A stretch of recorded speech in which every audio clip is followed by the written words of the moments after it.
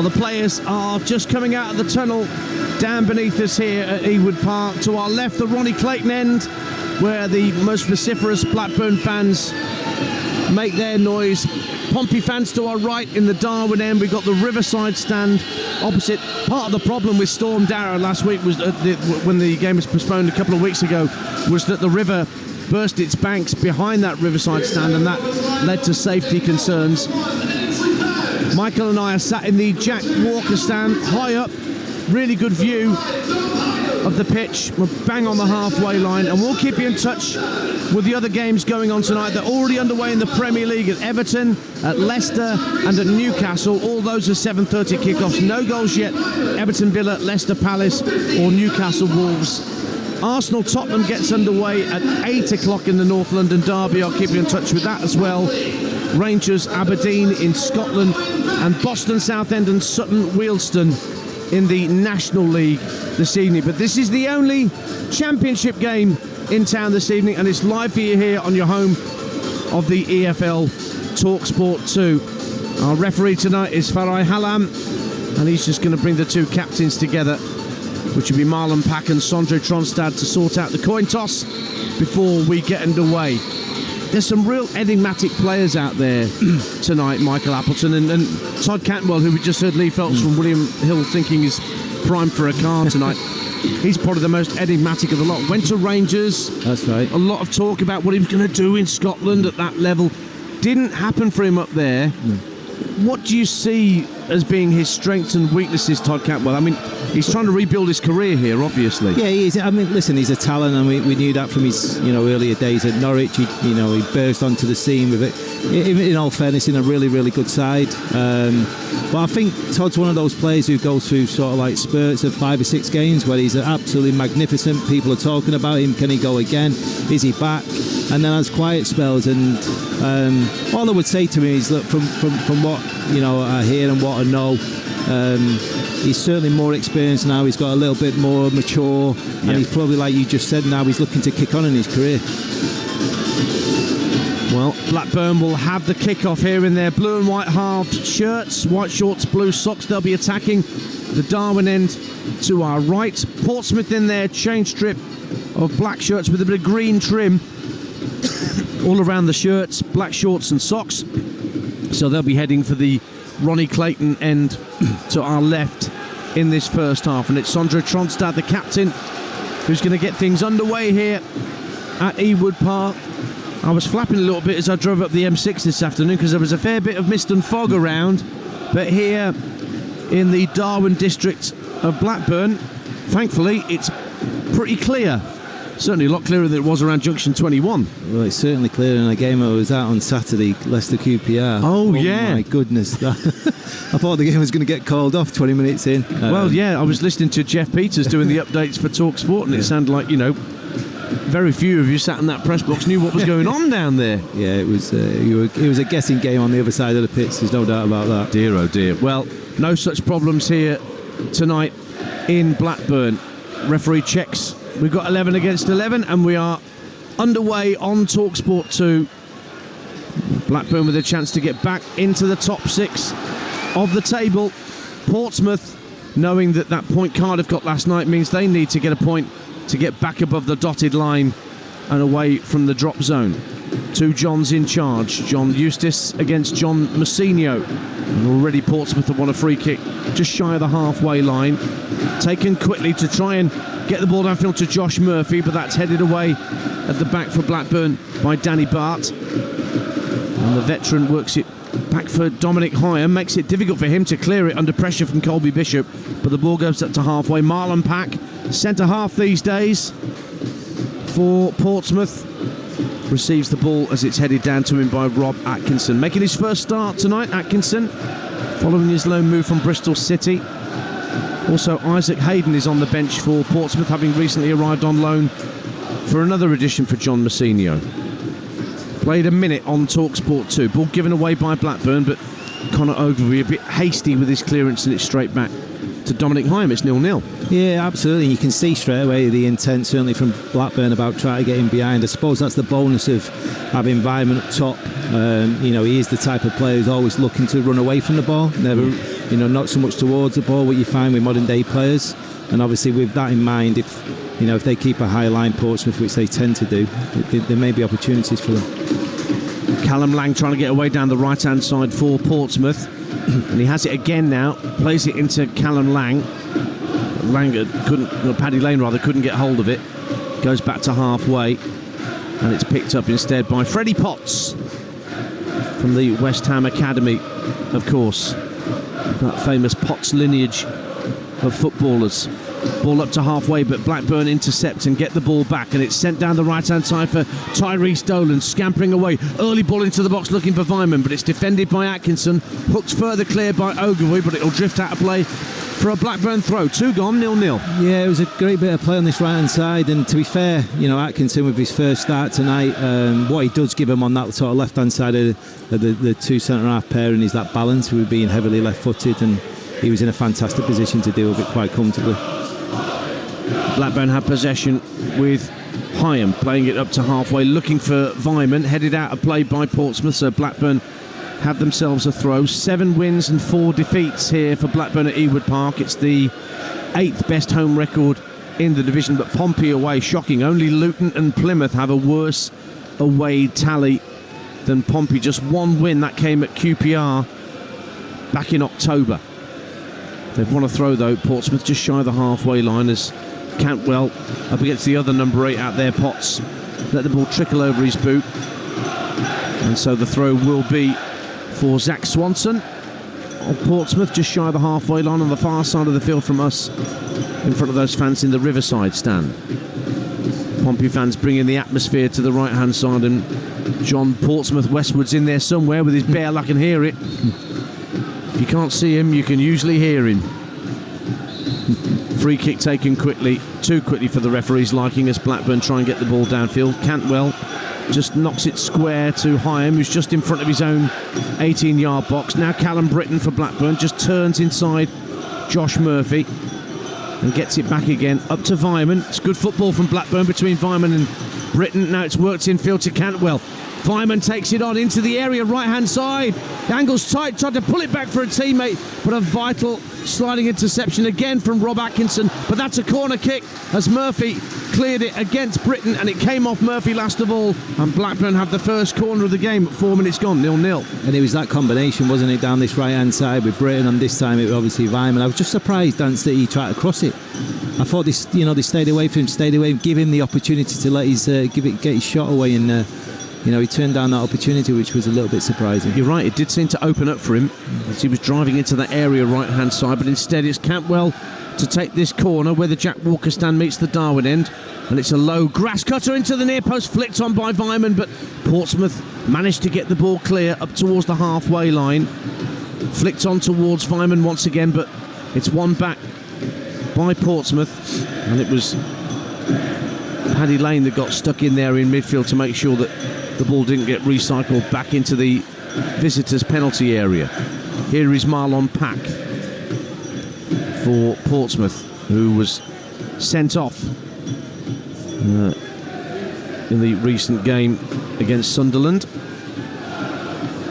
but he's still out there tonight, and his ball downfield actually comes off Todd Cantwell as Conor Ogilvie tried to clear it down this near side, the Portsmouth left, and it will be a throw-in for Ogilvie. Probably just shows as well, Dance, the trouble that obviously John Messino's probably had in that defensive unit, having to play Marlon Pack as a centre half alongside Atkinson. Yeah. Riley Towler missing out tonight. He was the one change from the last league game in that match at Sunderland. Now down the right-hand side, it's Callum Lang looking to get the better of Owen Beck, the Liverpool low knee for Blackburn. He's won a throw as Lang down the right-hand side, so a chance for Portsmouth maybe to get a long throw into the box. Swanson's gone over there to take it. 5 minutes gone on Talksport 2. Blackburn Rovers 0, Portsmouth 0. Swanson receives the ball. It's about 7 or 8 yards from the corner flag on the far side of the field in front of that Riverside stand. Not really motioning to take a long throw into the box here, Swanson. Bit of motion around him, Lang, and also Lane trying to get onto possession, but Blackburn managed to smuggle it clear. Pack has to go back to the halfway line, and he'll roll it all the way back to his keeper, Nicholas Schmidt. Drives it downfield looking for Josh Murphy, but Murphy was just caught on his heels a little bit, and in any case, I think the ball was hit too long and too straight and bounced twice and through to Ainsley Pears. 0-0. Michael Appleton's alongside me this evening, who's managed both Blackburn and Portsmouth. Yeah, it's been a bit of a cagey start, although I would say obviously Blackburn certainly looked the most threatening, certainly down this right-hand side, but obviously I think Portsmouth are trying to maybe keep a little bit more possession than Blackburn, and not so much trying to hit the strikers, but steady start from both sides. Well, Ryan Hedges just made a run down the left-hand side that wasn't used, as Blackburn didn't get their heads up quick enough. Pears, the goalkeeper, clears from the edge of his 6-yard box, looking for Dolan to win the header, but comfortably won in the air by Atkinson.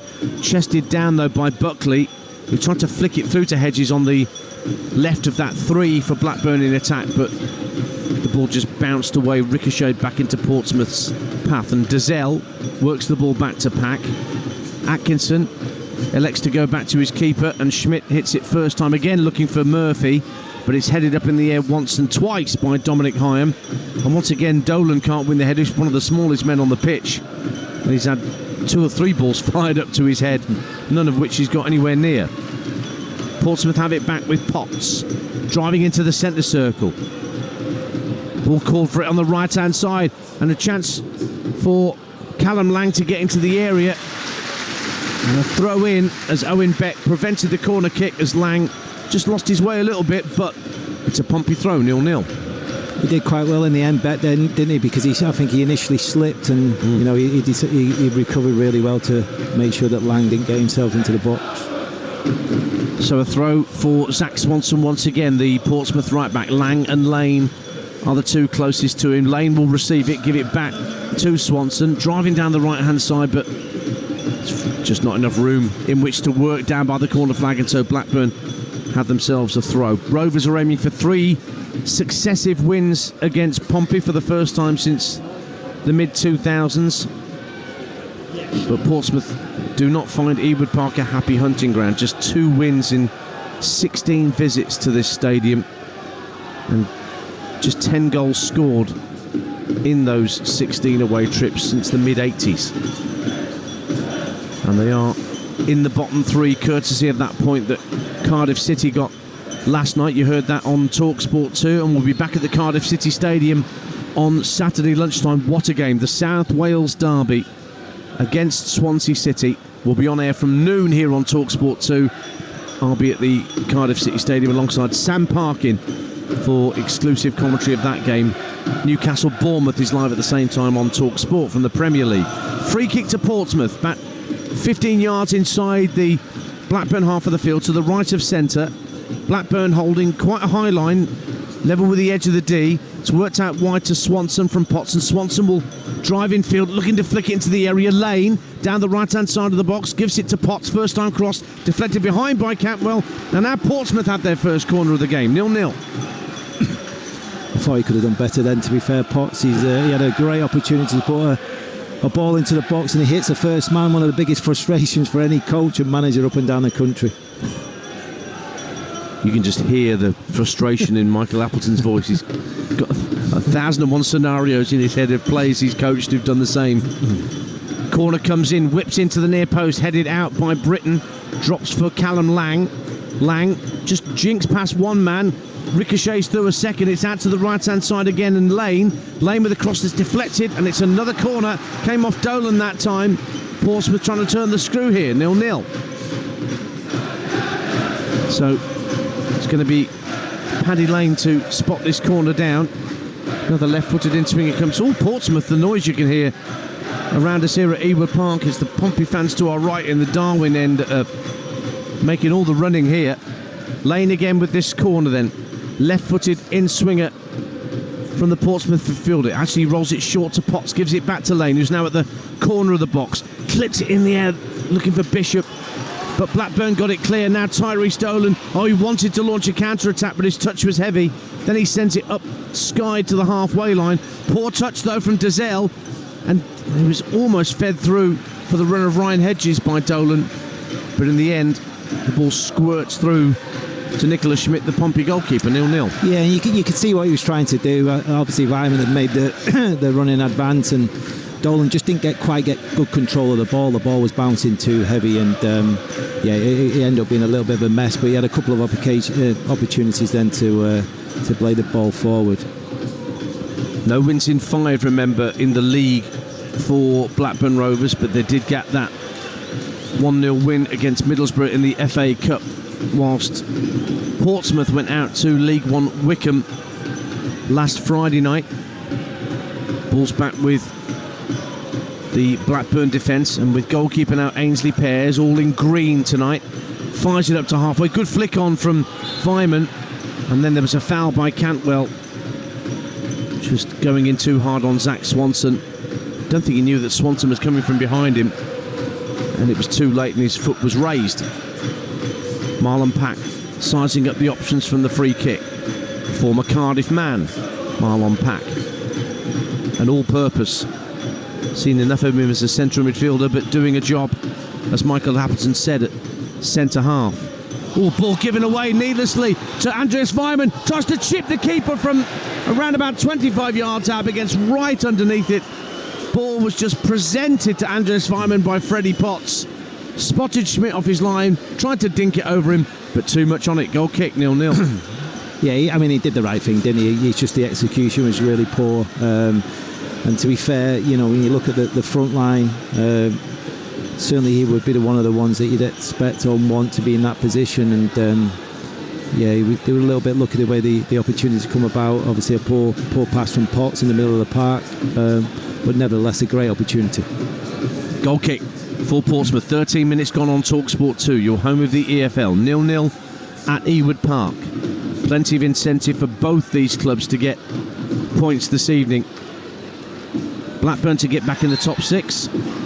Portsmouth to get out the bottom 3. Blackburn have won a free kick. Dolan was taken out the game by Dazelle. So the free kick is for the hosts, and it's about 3 yards inside the Portsmouth half. Worked quickly by Buckley back into his own half for Hyam. Then Bart. What an Indian summer he's having to his career, Danny Bart, after all his years spent at Wolves and Stoke in the Midlands. Getting some rave reviews here for his solidity at the back, and a good partnership with Dominic Hyam as well, Michael. Yeah, absolutely. And to be fair, when you look at the defensive record and the way they've kept clean sheets, and 10 clean sheets. Yeah, it's phenomenal, really. And they would obviously be a big part of that. The lads in front of him in midfield, and obviously the front players played a part, and obviously the goalkeeper's got to do his bit as well. But any good team, any solid team is going to keep clean sheets, and the amount of clean sheets that they have, you have to have a really good central part and a partnership at the back. 0-0. Blackburn in possession just in front of their own penalty area. Buckley gives it back to one of those two centre halves in Bart. Up to halfway it goes. Hedges has to come back deep into his own half. He's been pressurised all the way by Swanson, and it's back with the Blackburn keeper Ainsley Pears, keeper of those 10 clean sheets so far this season for Pompey. Both managers down beneath us at the edge of their respective technical areas. Eustace and Massinho. Eustace 45 years of age, nearing a year in charge at Blackburn. John Massinho just 38, but 2 years in charge at Pompey. Now here's Conor Ogilvie for Portsmouth. Has to work the ball back to his goalkeeper under pressure from Cantwell, and a short pass from Schmidt to find Pack. Potts comes short. Had that horrible moment just a few moments ago, Freddie Potts, where he presented the ball to Andreas Vyman 30 yards from goal, dead centre, but it didn't come off for Blackburn. Now Murphy trying to swing the ball immediately wide right to get Callum Lang into the game. Couldn't find him. Murphy won promotion with Oxford last season from League One. I'm sure that Oxford and Des Buckingham wanted him to stay at the Kazam. Absolutely, very big talent at this level. I remember a lot of the Oxford staff talking about him throughout the season, him being the difference almost like the match winner in a lot of the games, and including the playoff final. Exactly, and the finish that he had towards the end of the season was incredible. In the last sort of 15 games or so, the influence he had on the group was huge.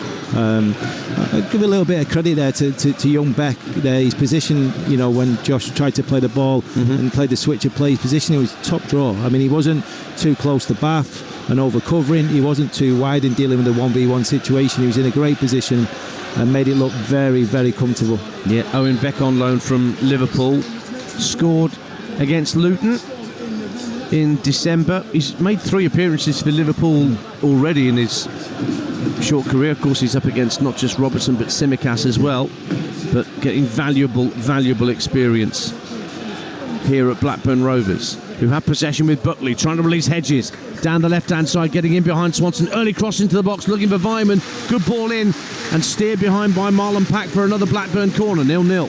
Andres Vyman's almost apologising to Hedges there. I think he knows he was a little bit behind the ball there, and he should have been a little bit cuter and a little bit quicker onto it. But it is a corner for Blackburn at the Darwin end, and it's at the corner where it meets the Riverside stand, down to our right-hand side on the far side of the pitch. Left-footed outswinger to come. Not many players in the 6-yard box, just Dolan for Blackburn. Now there's a bit more movement into the 6-yard box as it's clipped in, headed out by Atkinson to the edge of the area. On the half volley, it was struck goalwards by Tronstadt, but it was blocked away to Dolan. Lovely drop of the shoulder and across to the far post, headed over. Massive chance for Dominic Hyam at the far stick. Couldn't keep the header down. It was a lovely whipped-in cross by Tyrese Dolan, but Hyam just couldn't keep the header down at the far post, and it stays 0-0. Yeah, great little bit of play by Dolan. Fantastic cross, and you'd expect Hyam to score there. Especially, we probably need to give a bit of credit to Swanson as well. He's 5'8", 5'9", yeah, and he managed to sort of put him off just enough to it for him to head the ball over the bar. That's as close as we've come in these opening 18 minutes on Talksport 2. Portsmouth had possession with Swanson, who was defending that far post to prevent Hyam getting the header on target. Works the ball in field to Dazelle. It's a slightly loose pass from Dazelle, and Potts can't keep it in play on that far side, and Blackburn have a throw, 0-0. I mean, one thing I am aware of, obviously, from managing here, that the pitch is lively. It is a lively pitch. It's a quick pitch. Really? Okay. Yeah, it is. And, if you're going to play one touch and make your one-touch passes, you have to get them right. Obviously, 2 misplaced passes that put them in trouble, one from Dazelle and obviously previously from Potts. Oh, and Potts has just been booked for a poor challenge in midfield on Ryan Hedges. So Blackburn have a free kick now to the left of centre, probably the midway point of the half, perhaps a little bit beyond that, and it's about 7 or 8 yards in from the far touchline. Cantwell was looking like he fancied it, but he's moved away down the left wing in case it's rolled short to him. Buckley and Hedges standing over it. Portsmouth holding their line at the 18-yard line. Just one player standing in an offside position for Blackburn, and that's Dominic Hyam, who just went close. Free kick's going to come in. Is it a left-footed in-swinger? It is. Deep to the far post. Hyam goes up, knocks it down. Vyman's got his back to goal at the edge of the area, turns and fires it back into the area. Pack heads it clear, but it comes out to the right wing, and here's Vyman again, trying to get the better of Dazelle. In fact, Murphy it was who went in, and he's found Vyman. And that's another free kick to Blackburn Rovers, this time on this near side, the right, and this is closer to the edge of the penalty area, 0-0. Yeah, and they've got to be careful here, because obviously that's 2 or 3 occasions now where they're allowing a free pass into the box, and the delivery has been very, very good so far, and obviously they've got a little bit of dominance with the likes of Bath and Hyam, so they've got to be really careful about not giving too many of these free kicks away in good areas. That's the voice of Michael Appleton alongside me, Ian Danter. Michael managed both these clubs. 20 minutes gone.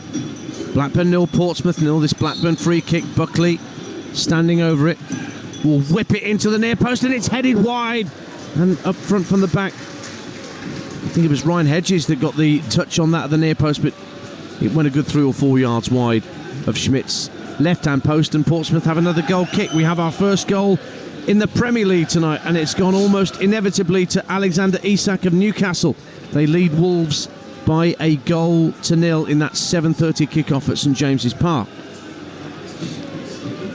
It's all right, they're playing Birmingham City soon in the FA Cup. Much tougher test, he says. Here come Blackburn, striding downfield with Buckley out to the left wing. Cantwell stationed out on that left-hand side for the moment for Blackburn. Now it's gone in field again, pulled back from the edge of the area, and it's a corner. It came off Swanson last of all. Once again, it was Owen Beck and Buckley down that left-hand side, and Cantwell's going to go and take that corner on the far side. Maybe a right-footed in-swinger. He had a left-footed delivery from Beck before. This may well go right into the 6-yard box and try and cause all sorts of problems for Schmidt and the Portsmouth defence. They're doing little ring of roses, the Blackburn players, as in comes the corner, headed up and out towards the edge of the area. Attempted volley back in by Hyam, a complete swing and a miss from the centre half, but he still manages to guide the ball back down to Callum Britton. Good ball back into the box, headed towards goal by Danny Bart, but claimed underneath the crossbar comfortably enough by Nicholas Schmidt. Still 0-0. Well, I haven't seen that one dance before. No, ring of what's it was yeah, like, exactly, it literally was. That's a first. That's definitely a first for me. Yeah, interesting. Well, we've seen Arsenal with their set-piece coach having players running in from the far side of the area. Now we've got playground games being used for corner kicks. Okay. Be the Okie Kokie next, I suppose. Yeah. Conor Ogilvy's going to have a throw for Portsmouth. We're midway through the first half on Talksport 2. 0-0 in this very important game at both ends of the championship table. Throw in from Ogilvy, headed across the area by Colby Bishop. Not seen much of him in an attacking sense. He's trying to get him behind the Blackburn back line now, but it's hooked away by Britton. Only as far as the defender, Rob Atkinson. But it's back with Owen Beck, and he hustles it clear up to halfway. But yeah, it has been a quiet opening quarter of the game for Colby Bishop, leading the Portsmouth line. Yeah, and it's difficult for him because they're struggling to get a little bit of a foothold in the game, Portsmouth. They're having little bits of spell in that middle third, but not really going anywhere. A lot of the time the passes go backwards, and he's up against two very, very strong defenders in Hyam and Bath, and you know, the delivery and the service into him hasn't been great. Much of it's been a bit of a fight ball. But do you know what? He'll be fine with that. You know, he's the type of player who likes the contact. He doesn't mind that side of it. 21 goals he scored last season in Portsmouth promotion campaign. And then, for those that aren't aware, listening to Talksport 2, pre-season test indicated that he had a heart problem. He had to have surgery. He wasn't expected back until round about now, but he came back late last year. An extraordinary recovery from him. Brilliant for John Messini, I'm sure, to have him back. Absolutely. I mean, he's top draw player as well. I've had conversation with him as a manager. Tried to sign him on a couple of occasions for different clubs. He's proven, certainly at League One level. Obviously, and that was probably one of the biggest reasons he tried to get back as quickly as he could. Yeah, he probably sees this as an opportunity to try and show people that he's capable of playing at this level and scoring at this level. Well, let's see if they can find him, Portsmouth, with this free kick that they've got now, almost at the midway point of the Blackburn half. And it will be floated in, left-footed by Lane to the right-hand corner of the box. Dazelle trying to go up for a header, but it's won back by Blackburn. Cantwell fires it back to Beck at the edge of his own area, and it's a difficult ball to collect. And now Colby Bishop has it, right-hand corner of the box, gives it back to Andre Dazelle, but Blackburn had everybody back behind the ball, so it was rolled back instead to Marlon Pack. So no goals here. The only goal in the Premier League game so far tonight is the one I mentioned at St James's Park, when Newcastle lead Wolves by a 0-0. And the North London derby is underway between Arsenal and Tottenham. Remember, Adrian Durham's taking you around the grounds over on Talksport with goals as they go in from all the games tonight. But here on Talksport 2, your home of the EFL, our concentration is firmly and squarely on this game at Ewood Park, which is goalless with 25 minutes gone between Blackburn and Portsmouth. Cantwell sort of karate kicks the ball towards halfway, but easily dealt with by Zach Swanson. He plays a short 1-2 with Dizelle. Again, it's worked back to Marlon Pack, who sees a lot of the ball. He's clearly the first player that Portsmouth used to set up play, and he neatly passes the ball out to Josh Murphy, left-hand side. Ogilvie on the overlap, but Murphy swirls across, and it's a lovely ball, only just beyond the run that Colby Bishop had made. Bounces twice and through to Ainsley Pears. Lovely swirling cross from Murphy, but nobody on the end of it. 0-0. Do you know what? It was very similar to the one earlier as well with Hedges and Vyman. I think Bishop was just caught slightly on his heels. It was a great delivery in that area where defenders hate and goalkeepers hate, just in around that 6-yard box. And it was almost caught him by surprise. He was almost apologetic to Josh. Yeah. So it stays goalless. Hyam trying to clear downfield, but across came Murphy to stick his foot in. So it's a Blackburn throw down to our left-hand side. Blackburn attacking the Darwin end in this first half. Our position's high up in the Jack Walker stand, the main stand here. We've got a real bird's eye view of this stadium from up here. Britton takes the throw infield to Cantwell, who just hooks it first time up to halfway, but wasn't really looking where he was playing it, and so Atkinson had all the time in the world to collect it on his chest. Sent back to the Portsmouth keeper Schmidt. First time clearance, looking for Paddy Lane, but he can't win the header, and so Blackburn have it back. Tronstadt, the captain, out to the left-hand side, and Hedges gives it back to Beck, and Beck's deflected pass up to halfway. Cantwell with a very neat first touch into the centre circle for Tyrese Dolan. Quick feet from Dolan, darting forward, then just checks his run, tries to clip it to the right-hand side of the area, looking for Callum Britton. Portsmouth, well, they didn't get it clear quickly enough. Now Cantwell, lovely first touch from him, right-hand corner of the area, feeds in Britton on the overlap. Britton rolls it back into the box looking for Hedges, but Hedges can't get past Murphy and Dizelle, and the ball's cleared downfield, and Lane brings it away for Portsmouth, but he's running out of options. He just nutmegs Tronstadt on this near side, but ends up losing out. And Blackburn have it again. Ryan Hedges, right-hand side, just down beneath us, lays it off to Buckley. Buckley goes back in field to his captain Tronstadt. Now Buckley again, plays it up to Dolan, right-hand corner of the penalty area, flicks it down the right-hand side of the box. Hedges pulls it back from the dead ball line and couldn't find Vyman, who was running in. Portsmouth had enough players back to defend it. 0-0. Absolutely, and it was a great sustained little bit of pressure there from Blackburn. Probably 30 or 40 passes in two phases of play where they look really, really threatening. And to be fair to Hedges and Vyman especially, they're the ones who've been able to get behind the back line of the Portsmouth defence, just haven't picked the right pass when they've done so. Bit more encouragement for the Blackburn fans here at Ewood Park, but it stays 0-0 with 28 minutes gone on Talksport 2. More championship action on Friday night. Great game in prospect. Burnley against Sunderland is an 8 o'clock kickoff. Our coverage starts at 7 o'clock here on Talksport 2 from Turf Moor. Flo Pollock and Chris Iwelumo will be your commentators.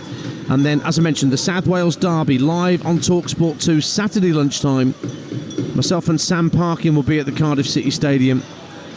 And Cardiff were only a few minutes away from getting a precious 3 points last night against Watford before they ran out of steam.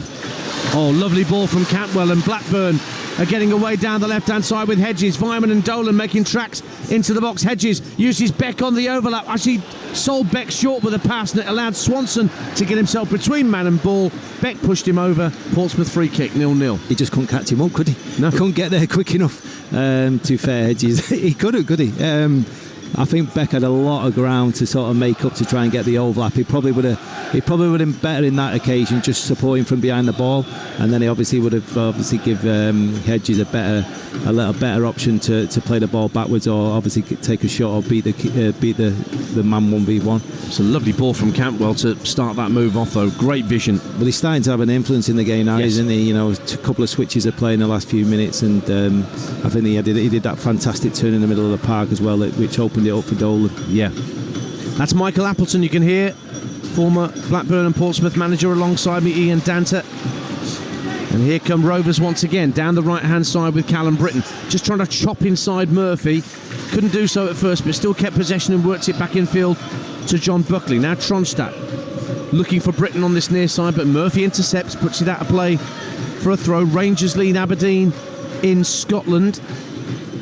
Points dropped from Celtic last night, so Hamza Igamane puts Rangers ahead at Ibrox against Aberdeen. Out to the left-hand side it goes for Blackburn, and Owen Beck on the far side of the field. Tucks it back infield to Todd Cantwell, wearing gloves tonight. Fires it out to Hedges, inside left again. Beck's on the overlap, uses him, gives it back to Hedges this time. First time cross, looking for Andreas Weimann, holds it up, picked up by Beck, angles tight, drives for the dead ball line, puts it across the face of goal, and nobody could turn it home. Dolan was the closest to it. But again, Blackburn getting into the area and causing problems for Portsmouth, but it's still 0-0. Yeah, they're dominating the game now, aren't they? Certainly the last sort of 12-15 minutes or so, they've been very, very dominant. And to be fair, it's not even as if it's just one side. Both sides are showing good combinations of play. Just that last little bit, of composure, whether it's a shot or a pass, is possibly letting them down a little bit at the minute. They've reached half-time at Goodison Park on David Moyes' return for a second spell as Everton manager. That's 0-0 against Aston Villa. There's a Women's FA Cup round of 32 time being played between Blackburn Rovers and Portsmouth tonight as well, and the Portsmouth women have just taken the lead. Emma Jones has put them ahead at the county ground in Lancashire, but it's still 0-0 here between the two men's teams. Josh Murphy, looks like he got a shove in the back there from Callum Britton, spotted by the referee, and Portsmouth have a free kick, 0-0. It was almost the first opportunity to be seen Josh to open his legs up a little bit there. I was just about to say that the likes of Lang and Murphy, to be fair, most of the half was spent sort of defending in their own half and being pegged back, and never really had the opportunity to show what they're capable of in the opposition. And I guess they've been doing a lot of that all season. Absolutely, yeah. Even at home, they've probably rarely had the chance to really dominate teams. But they've had some good wins. They had a 4-0 win against Swansea, which would have done them the power of good. Let's see what Lane can do with this free kick from the left-hand side. It's a lovely delivery, deep to the far post, headed out by Bart, picked up by Dazelle. Works it out to the right wing. Swanson with an early cross, but it's volleyed clear by Blackburn, but nobody in a blue and white half shirt on halfway. So Marlon Pack has possession for Pompey. Finds Lane just down to his left-hand side. Another diagonal ball in field. Ogilvie was falling over, still managed to flick the ball on. Bishop trying to make a nuisance of himself. He's done well, and he's found Dazelle in the area. And now Callum Lang driving down the right-hand side of the box, plays it across the face of goal, and nobody gambled in a black Portsmouth shirt, but Britain couldn't control it, and now Portsmouth have a corner, 0-0. Yeah, absolutely. And again, without repeating myself, it's having that anticipation to know when the ball's coming into the box, and this time it was Josh Murphy at that far post. He probably didn't expect the ball coming in, but you know, it was one of them where as soon as the ball got stood up, you're thinking, go on, have a go. And to be fair, Callum Britton dealt with it quite well. But it is a corner at the Blackburn end, the Ronnie Clayton end for Portsmouth, and Freddie Potts is going to take it, right-footed in swinger, where the Ronnie Clayton end meets the Jack Walker main stand that we're sat in. Right-footed delivery deep to the far post, and the heads go up, and it's headed away by Blackburn, but only as far as Josh Murphy, 30 yards out. Almost wanted to shoot, clips it into the area. First touch from Bishop, almost got him a sight of goal right in front, but it was well defended by Tronstadt, the Blackburn captain. 0-0. And that's why he's there, isn't he, Tronstadt? You know, that central defensive midfield player, secure, can read danger when it needs to. And if he needs to get his two centre-halves out of a bit of trouble, you know, that's the position he finds himself in. Well, we've got just over 10 minutes to half-time. Ian Danter and the former Blackburn and Pompey manager Michael Appleton with you here on Talksport 2, your home of the EFL. Blackburn Rovers 0, Portsmouth 0. Long ball forward down the Blackburn right, looking to get Dolan into the game, but Portsmouth win it back, and that's just hoofed downfield by Atkinson, asking Bishop to give chase, but Dominic Hyam comfortably in front. A couple of games in the National League tonight, and Wealdstone lead at Sutton United by a 0-0. Josh Grant putting Wealdstone in front at Gander Green Lane. Long ball downfield looking for Andreas Weimann, but Portsmouth win it back, and it's with Atkinson. He's just slid into by Buckley, and Buckley is going to be spoken to at the very least by the referee Farah Halam. Don't think it's going to be a yellow card for the Blackburn 21, but yeah, ticking off coming his way. And another free kick on this left-hand side, and the last free kick they had from this side, it was swung in really well by Paddy Lane, and he's going to strike it again from the midway point of the Blackburn half, but only 4 or 5 yards in from this near touchline at the Jack Walker stand side of the ground. Blackburn holding a very high line. I was going to say that, yeah. 25 yards out. Lane will sweep it deep to the far post. Up go the heads. It's in for Conor Ogilvie. Maybe no, it's cleared away. Only as far as Pack. Lang is waiting on the right wing. Picks it up now. Callum Lang looks to go inside his man, but good defending by Owen Beck. Cantwell just jinking around the edge of his own penalty area. He loses out in the end, but Portsmouth can't profit from it. And Blackburn end up getting a throw-in. Yeah, it was a very high line that Blackburn had from that free kick, probably because of the delivery that Lane put in from the last one. Yeah, potentially, and you know, it's one of them. It's very hit and miss in terms of how people see that. You know, there's a lot of these, probably the senior players in teams who would like to be a little bit deeper and a little bit scared of that high line, but certainly the younger generation and the younger coaches, similar to the pressing, they want to keep a high line. 0-0. 8.5 to go to half-time. Portsmouth in possession just over the halfway line with Ogilvie. Finds Murphy on this near side. Britton watching his every move. Goes back to Conor Ogilvie, and he'll just tuck it back into his own half for Pack. Square ball across to Atkinson. They've just switched sides, the centre halves, for the moment. Now Dazelle being pressurised by Tronstadt pushing forward, so he goes all the way back to Nicholas Schmidt, the Portsmouth goalkeeper. No Jordan Archer, picked up an injury just not so long ago. So Schmidt, who joined in August from the Austrian League, BW Linz was his club. 3 clean sheets in 15 league appearances. Made his debut in October for Pompey. And neither keepers had a save to make in this opening 37 minutes. Here is Ainsley Pears, the other goalkeeper for Blackburn Rovers. Plays a 1-2 with Danny Bart. Strikes the ball right-footed downfield. Vyman scrapping for possession with Pack, but Pack showed a lot of strength, and now it's with Josh Murphy. Just wanted to play a ball over the top there from just inside the Blackburn half. Instead, Ogilvie tries to chop inside Dolan, who brings him down. Free kick again on this left-hand side. I think Lane's coming across and fancies this once more. Meanwhile, Portsmouth's women have gone 2-0 up at Blackburn Rovers in that FA Cup tie. Sophie Quirk making it Blackburn women 0, Portsmouth 2. Portsmouth men in possession with Pack, but under pressure from Cantwell. Again, rolls it back to the Austrian keeper Schmidt. It's not a good clearance. Dolan gets the head on it ahead of Ogilvie, but it will be a Portsmouth throw. Are either of the managers happy with the way things are going out there, Eustace or Mousinho?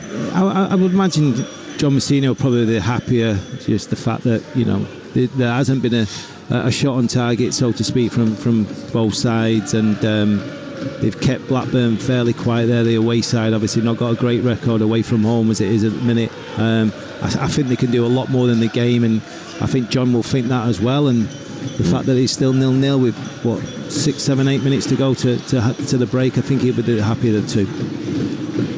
Ogilvie flicks the ball downfield for Portsmouth. Murphy didn't know where it was as he tried to get the header on, but the offside flag was up against him anyway. So it'll be a free kick to Blackburn in their right back position.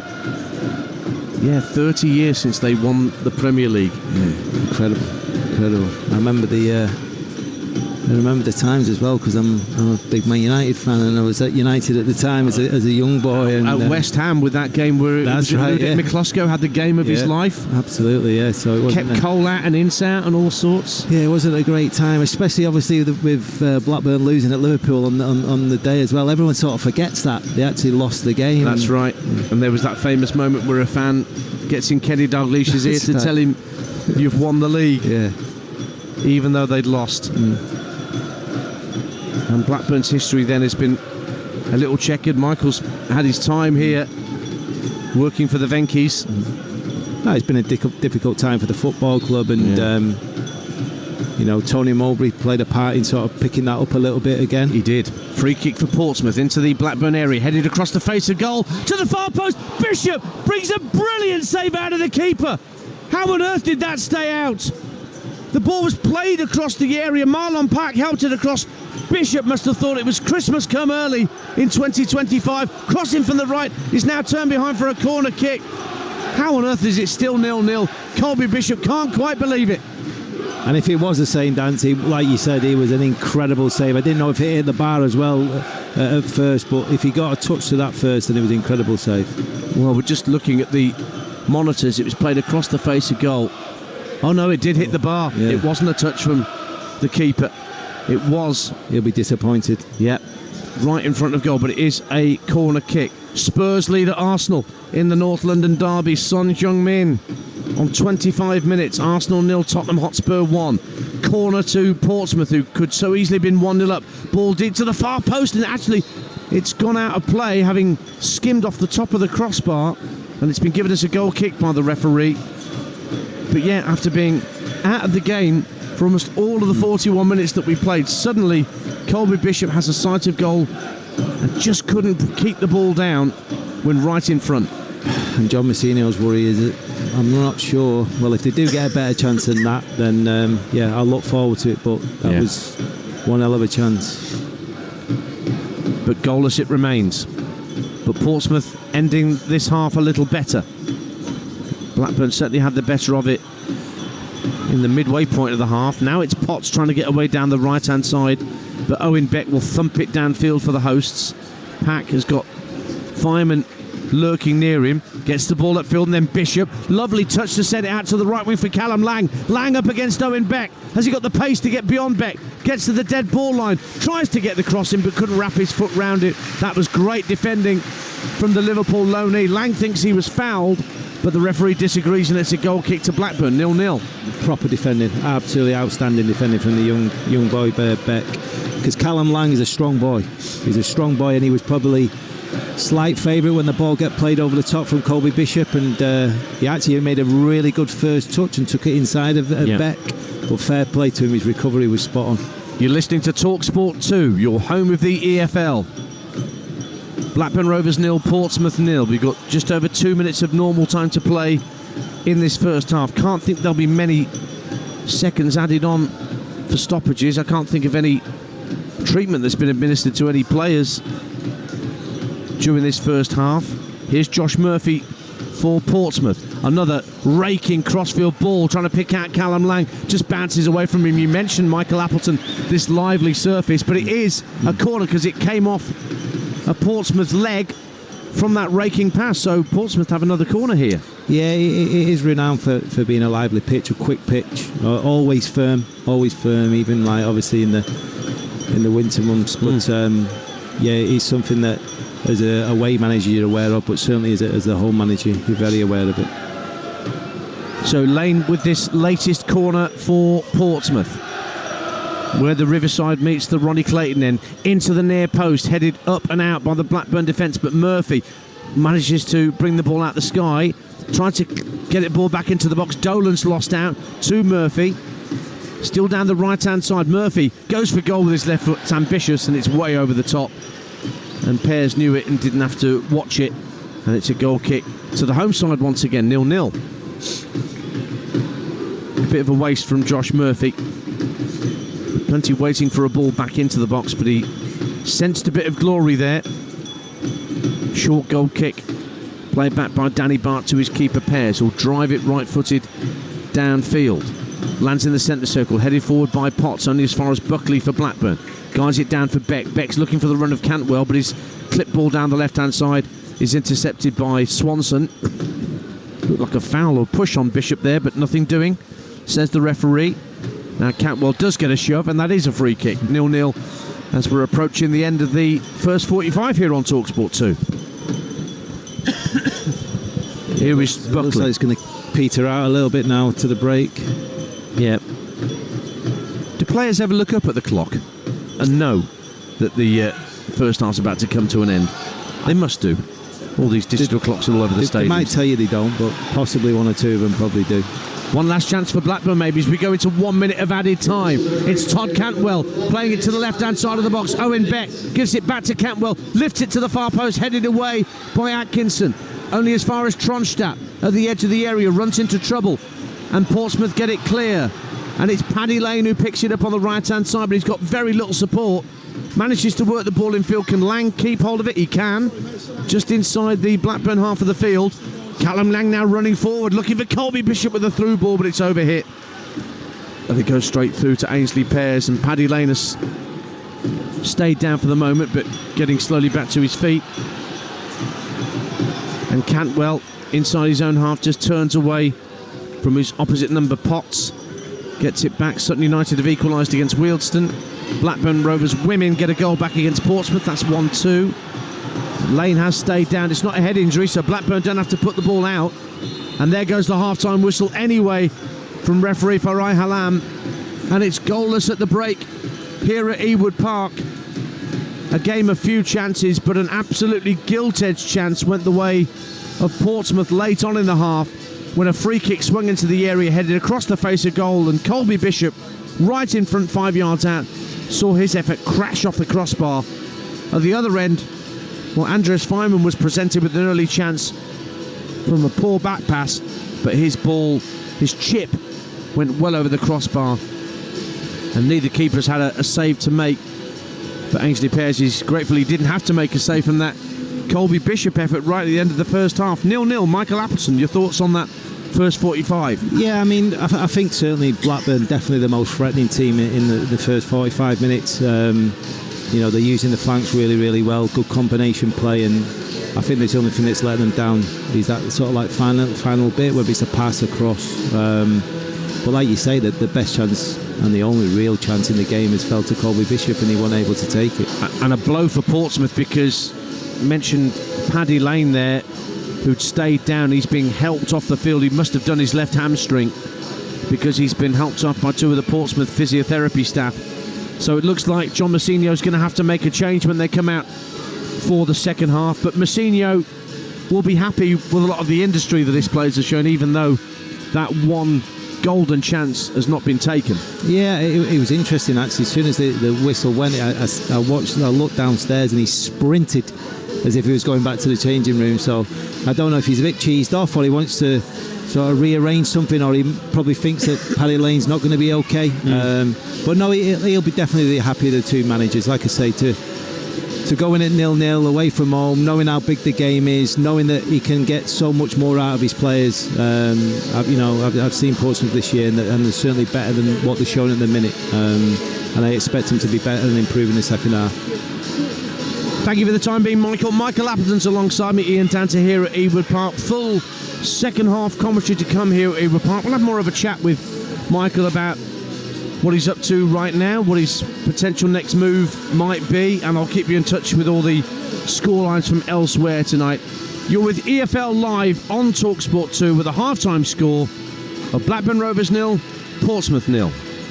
The unstoppable force of live football. Brilliant goal! EFL Live on Talksport 2. The future is unpredictable at times, but the Open University are the experts in distance learning, allowing you to fit study around your life. What's more, you'll have support from dedicated tutors every step of the way. Now, suddenly your possibilities are open. Search the Open University to find out more. The Open University. The future is open. Welcome to Peloton, where your workout doesn't have to feel like work, unless you want it to. Adapt your goals and motivations as you adapt with life, because Peloton is much more than a bike. It's yoga, strength training, meditation, and of course, the Peloton tread. Get your endorphins endorphing with up to £450 off selected Peloton Bike Plus and Tread packages at onepeloton.co.uk. Terms apply. Find your push, find your power. Peloton. Offer ends 21st January 2025. Internet connection and Peloton all access membership at £39 per month required. Terms apply. See onepeloton.co.uk. You don't need an office. You need an office. You don't need a shop. You need a shop. You don't need contractors. You need contractors.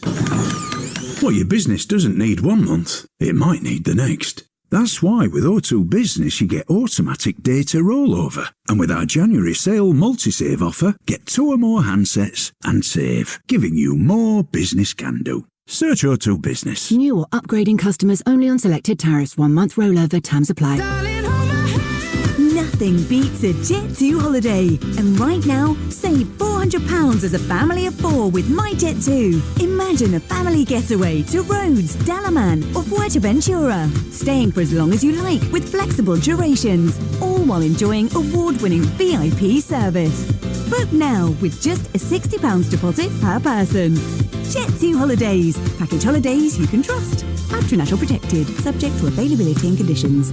Throw a red carpet down the drive, rope off your front gate and tip off the paparazzi. Because with People's Postcode Lottery, you could have a VIP, a very important postcode. In our February draws, players in the winning postcode will each win £12,000 every month for 12 months, plus £10,000 towards the holiday of a lifetime. For you and your neighbours' chance to win, sign up before midnight on the 31st of January. PPL manage lotteries on behalf of good causes. 18 plus conditions apply. Play responsibly. Not available in Northern Ireland. New at McDonald's, the barbecue ranch stack. Oh, it's ranch. Ranch? It's creamy, tangy, garlicky, herby, oniony. Yeah. And paired with barbecue sauce. It's The barbecue ranch stack. Prepare to non-stop think about it.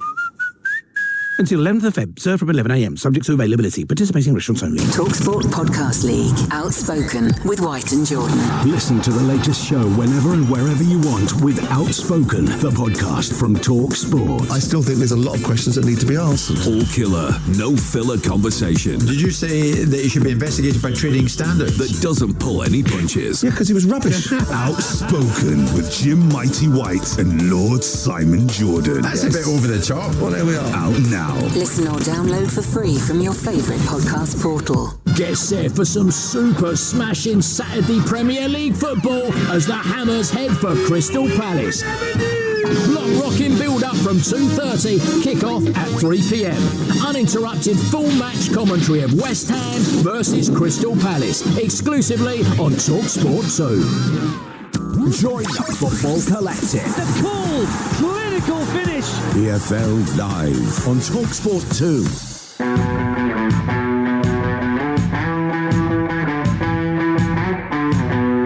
Blackburn with a chance to get back into the top 6 of the table. Portsmouth, knowing that point Cardiff got last night means they need to get a point to get back above the dotted line. Ball given away needlessly to Andreas Weimann. Tries to chip the keeper from around about 25 yards out, against right underneath it. Dolan. Lovely drop of the shoulder and across to the far post, headed over. Massive chance for Dominic Hyam at the far stick. You'd expect Hyam to score there. Free kick for Portsmouth into the Blackburn area, headed across the face of goal to the far post. Bishop brings a brilliant save out of the keeper. How on earth did that stay out? Well, it wasn't a save, it actually hit the crossbar from Colby Bishop's late first half effort. That's why it's still 0-0 here on Talksport 2 at Ewood Park between Blackburn Rovers and Portsmouth. Ian Danter with you, also the former Blackburn and Pompey manager Michael Appleton, my summariser, alongside me here at Ewood tonight. Just to recap what's happening elsewhere in the Premier League, Ollie Watkins has just given Aston Villa the lead at Goodison Park on David Moyes' return as Everton manager. So Everton 0, Aston Villa 1 early in the second half. It's also early in the second half at the King Power. It's still goalless between Leicester and Crystal Palace. And Newcastle early in the second half still leading Wolves by an Alexander Isak goal to 0. But in the North London derby that's approaching half-time at the Emirates Stadium, it's Arsenal 0, Tottenham Hotspur 1. Son Heung-min firing the ball in via a deflection from the edge of the area to put Tottenham in front. In the National League tonight, it's Boston 0, Southend 0, and Sutton 1, Wealdstone 1. And in the Scottish Premiership, Rangers 1, Aberdeen 0. A reminder that our next live football for you is here on Talksport 2 on Friday night. More EFL action. Burnley against Sunderland, an 8 o'clock kickoff. Flo Pollock and Chris Iwelumo will be your commentary team. And then game day on Saturday, 3 live games for you from Premier League and Championship. Rashbin Chowdhury and the team get things underway with our live coverage over on Talksport from 11 a.m. The Premier League lunchtime offering on Talksport is Newcastle against Bournemouth. Meanwhile, here on Talksport 2, our coverage starts at noon from the Cardiff City Stadium, where I'll be alongside Sam Parky and Faker Others will be hosting. It's the South Wales derby. Can't wait to be at that game and bring you full commentary on Cardiff City against Swansea City. And then West Ham against Crystal Palace is the 3 o'clock Talksport 2 exclusive from the Premier League. Anyway, Michael Appleton is here alongside me. It's worth bending your ear, Michael, whilst we've got you here and got you captive. on Talksport what's happening with you, because you were at Charlton until, well, a year ago, really. So what have you been up to since then, and what are the plans, if there are any? Yeah, I mean, listen, like all managers who are out of work or coaches out of work, you try and stay busy, you try and visit people, whether it's in this country or elsewhere. There's been a couple of things, especially one thing where I was expecting to go and do something a little bit different, more down the recruitment side, and things were agreed, and you know, like sometimes in football it's not done until it's done. So I find myself in a position where probably I did this time last year, leaving Charlton, where you know the options are open, whether that's to go back in as a head coach, whether it's an assistant role, a coach, or do something different. I'm very, very open-minded at this moment in time. When I look back at your managerial career, and this is not a loaded question, by the way, but where were you happiest in your managerial career up to this point? Yeah, I think you always, in terms of happy, you can associate with success, and the two clubs where I had success were obviously Oxford United and Lincoln City.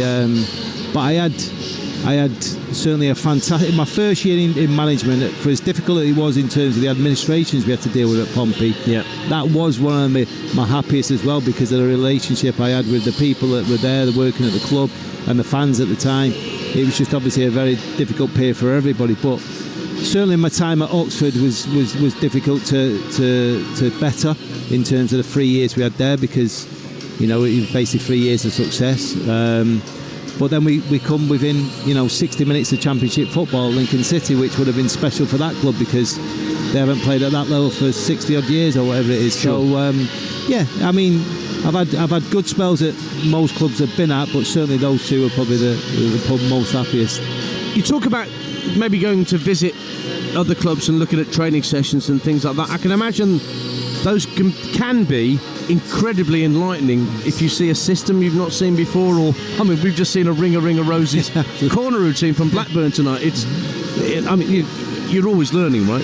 Every day's a school day. Absolutely, and it's one of them where it's difficult sometimes, because a lot of coaches and managers out there can be a little bit guarded in what they do and how they do things, and I get that and respect that. It's not something I've always been too fussed about. You know, the reality is we're all in the game together. It's a difficult job if you're after doing nothing but support each other. Obviously, clearly when you're up against each other, it's a little bit different, but everybody who's been a manager and is a manager knows how difficult the job is, and you try and support each other as best you possibly can. And you've been on the other end of that, I'm sure, when you've had people come to visit you when you've been coaching, needing a bit of guidance. Absolutely, and what's interesting is certainly over the last sort of 4 or 5 years, the amount of sort of coaches and young coaches who have came and visit and spent a couple of days watching training and catching up, who are now managers themselves and enjoying and having good careers themselves. Taking jobs off you. Yeah, exactly. So you don't strike me as a man of ego, in terms of the fact that you'd be happy to go back in at any level. Yeah, I'm 50 this year. It's one of them where because I retired so early because of the injury, I got into the coaching side of things very, very early, and I probably, people think I've been around for a long, long time because of that, but actually... Well, you have. Yeah, exactly, yeah. So, this year has been my 50th birthday, but I'm also at a point where I enjoy the management side of it, I really do, but I've also had a couple of really good spells as assistant manager with West Brom and Leicester in the Premier League, and I've also had a couple of spells as a coach as well at different clubs, so sure. I'm really open-minded. It's one of them where there's a certain skill set to being able to do certain roles, and I do believe I've got that. Well, we're grateful to you for being here tonight and being part of the Talksport 2 team. There's been some goals going in whilst we've been chatting in the Premier League. Goodness me, Arsenal have turned it around against Tottenham. It's now 2-1 to Arsenal. They got level through a Dominic Solanke own goal, and Leandro Trossard has just put Arsenal 2-1 up to get rid of any toxicity that might have been around the Emirates Stadium. And Jean-Philippe Mateta has put Crystal Palace ahead at Leicester City. So all the games have goals now in the Premier League tonight. Villa 1 up at Everton through Ollie Watkins. Newcastle still 1 up against Wolves. And as you've now heard, Arsenal 2-1 up against Spurs in the North London derby. And Palace 1-0 up at Leicester. Remember, they're taking you around the grounds over on Talksport with Adrian Durham and the team, including Emmanuel Petit. who's at the Emirates tonight. But back here at Ewood Park, the players are out for the start of the second half, and I'm looking to see who it is that's come on. It's Isaac Hayden, actually, just arrived fresh on loan at Portsmouth, and he has come on, having just signed on loan from Newcastle, to replace the injured Paddy Lane, who picked up that hamstring injury right on half-time. So I'll run you through the lineups in a minute, but John Mousinho has made the change and given Isaac Hayden, and he should be able to enjoy his football at championship level. Absolutely, and what he'll probably do is push Dazelle a little bit further forward and maybe sit Hayden alongside Potts. Was he the player that was at Arsenal and they tipped him for a breakthrough and then he got absolutely walloped in training? I think by Mathieu Flamini. And possibly, spent a long time out of the game. Yeah. And never quite hit the heights the way he would have wanted to as a gunner. Well, he had a spell at Newcastle, didn't he? That's it. Well, that's where he's on loan from at Portsmouth, and he's getting into the game already. Down the right-hand side, I think Callum Lang has now pushed in field to the number 10 position that Lane had in the first half. Blackburn in their blue and white halves are attacking the Ronnie Clayton end to our left in the second half as we sit high up in the Jack Walker stand. Portsmouth in their change strip tonight of black shirts with a little green pinstripe horizontally along the shirts, black shorts and socks. Blackburn have pairs in goal: Britton, Hyam, Bart and Beck, Tronstadt and Buckley, Dolan, Cantwell, Hedges and Vyman. And here is Dolan down the right hand side, slipping the ball into the area, chance for a drive, and it's blocked away. Callum Britton on the underlap saw his shot blocked away at the near post by Schmidt. Still out on the right hand side, Callum Britton again, who just had that drive, trying to get the better of Atkinson. Dolan takes over right hand corner of the box, just lays it back infield. The cross comes in and it's headed away by Marlon Pack and brought away by Callum Lang, but he felt his shirt was being pulled, and it was, says the referee, by Owen Beck, and it's a free kick. Newcastle have a second against Wolves, and it's another for Alexander Isak. 2-0 Newcastle lead. The Portsmouth lineup then: Schmidt in goal, Swanson, Pack, Atkinson, Ogilvie, Dazelle and Potts. It's now Hayden, Lang and Murphy behind Bishop in attack. 13,700 here tonight at Ewood Park as Portsmouth come forward. It's an awkward headed clearance, but dealt with well enough by Owen Beck. Brought further clear by Tronstadt. Now Hedges lays it back into the middle of his own half for Buckley. Good drop of the shoulder from Buckley, trying to feed it through for Hedges, who continued his run. Across came Pack, just got clipped by Ryan Hedges, and that's a free kick to Portsmouth. 2 minutes gone of the second half, and it's quite lively since the restart, Michael Yeah, it Appleton. certainly is, and to be fair, we spoke about it in the first half about the combination play certainly Blackburn have got in those wide areas, and that was another good example of it there. You know, Dolan, fantastic pass into Britton, and I've got to say it was a fantastic save of the near post with his legs from Schmidt, and you know, he did well to obviously make sure that they didn't score the opening goal. Yeah, an unlikely source for that potential goal from Callum Britton, but Portsmouth have it left hand side. Murphy tried to neatly tuck it down the left hand side of the box for the run that Bishop had made, but Blackburn intercepted it. Buckley plays it up to Cantwell, just shy of the halfway line. Now Dolan out on the right hand side. Lovely skill to roll his foot on the ball and keep it away from Murphy. Came through the Preston Academy, Tyrese Dolan, but he's been here at Blackburn for quite some time, and I always enjoy watching him play, Michael Appleton. He's always got a trick in him. Yeah, he has, and we spoke before the game about obviously the issues they might have at the top end of the pitch, and obviously having to play Vyman as a central striker, and Dolan's one of those players who, you know, he can play both sides. He likes coming in off that left hand side with his right foot and playing link up play with his striker, but also he's capable of going past people on the outside as well. Sutton United have turned it around in the National League. They were 1-0 down at home to Wealdstone, but Will Davis has now put them 2-1 up at Gander Green Lane. Throw in to Portsmouth, just shy of the halfway line. Zach Swanson is the man to take it, a former Arsenal Academy graduate. Left for Portsmouth, 2 or 3 years ago now, approaching 50 appearances for Pompey. Cantwell takes a short free kick on this near side, but he's being out-muscled by 2 or 3 Portsmouth players, and Callum Lang, lovely skill, dragging his foot on the ball, and then he's taken out by Tronstadt, who's going to get a yellow card for the foul, and Portsmouth have a free kick at the right-hand corner of the Blackburn penalty area, 0-0. He did well there, to be fair. Callum Lang, he bought himself a free kick. I think they probably feel hard done by Blackburn, because it was probably a foul on Cantwell. He's having a go at the referee now, but he's got to be careful. I think he might have been booked earlier on, but yeah, very well done from Lang. So Portsmouth's free kick, not too far from the right-hand corner of the penalty area. Freddie Potts is standing over it. The referee just putting down the old shaving foam inside the penalty area for Cantwell to stand behind as a one-man wall protecting Pears' near post. Lang stationed out on this near touchline in case Potts wants to roll it to him, but there's plenty waiting for a cross in those dark Portsmouth away shirts. Potts then with a right-footed delivery to try and swing it away from Ainsley Pears. Blackburn holding their line about 15 yards from goal. Still we wait for Potts to deliver it. Now he steps up, lovely ball in, headed up in the air and over the bar, and it was Marlon Pack who was up from defence, who tried to guide it goalwards but got right underneath it. Goal kick to Blackburn, 0-0 on Talksport 2, 5 minutes gone in the second half. There's going to be another short goal kick played by Dominic Hyam this time, the Blackburn centre-half to Pears. Now a short pass to Danny Bart, who's immediately closed down by Colby Bishop. Still manages to work the ball down the left-hand side, but here's Isaac Hayden up to the edge of the area looking for Murphy.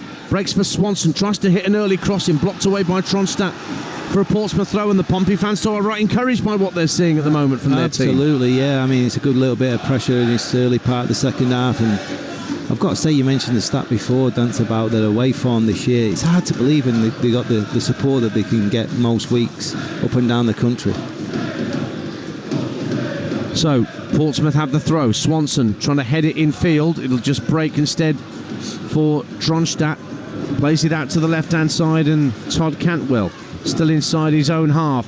Ball fired downfield, asking Dolan to give chase, but the ball bounced away from him on this lively surface and through to Schmidt, who just barges into Tyrese Dolan to let him know he's there. And Portsmouth have it again at the back with Atkinson. Oh, he's giving it away, but then a slip from Tyrese Dolan, and as he scampered in to win the ball back, then he just slipped over, and Portsmouth have it back on halfway.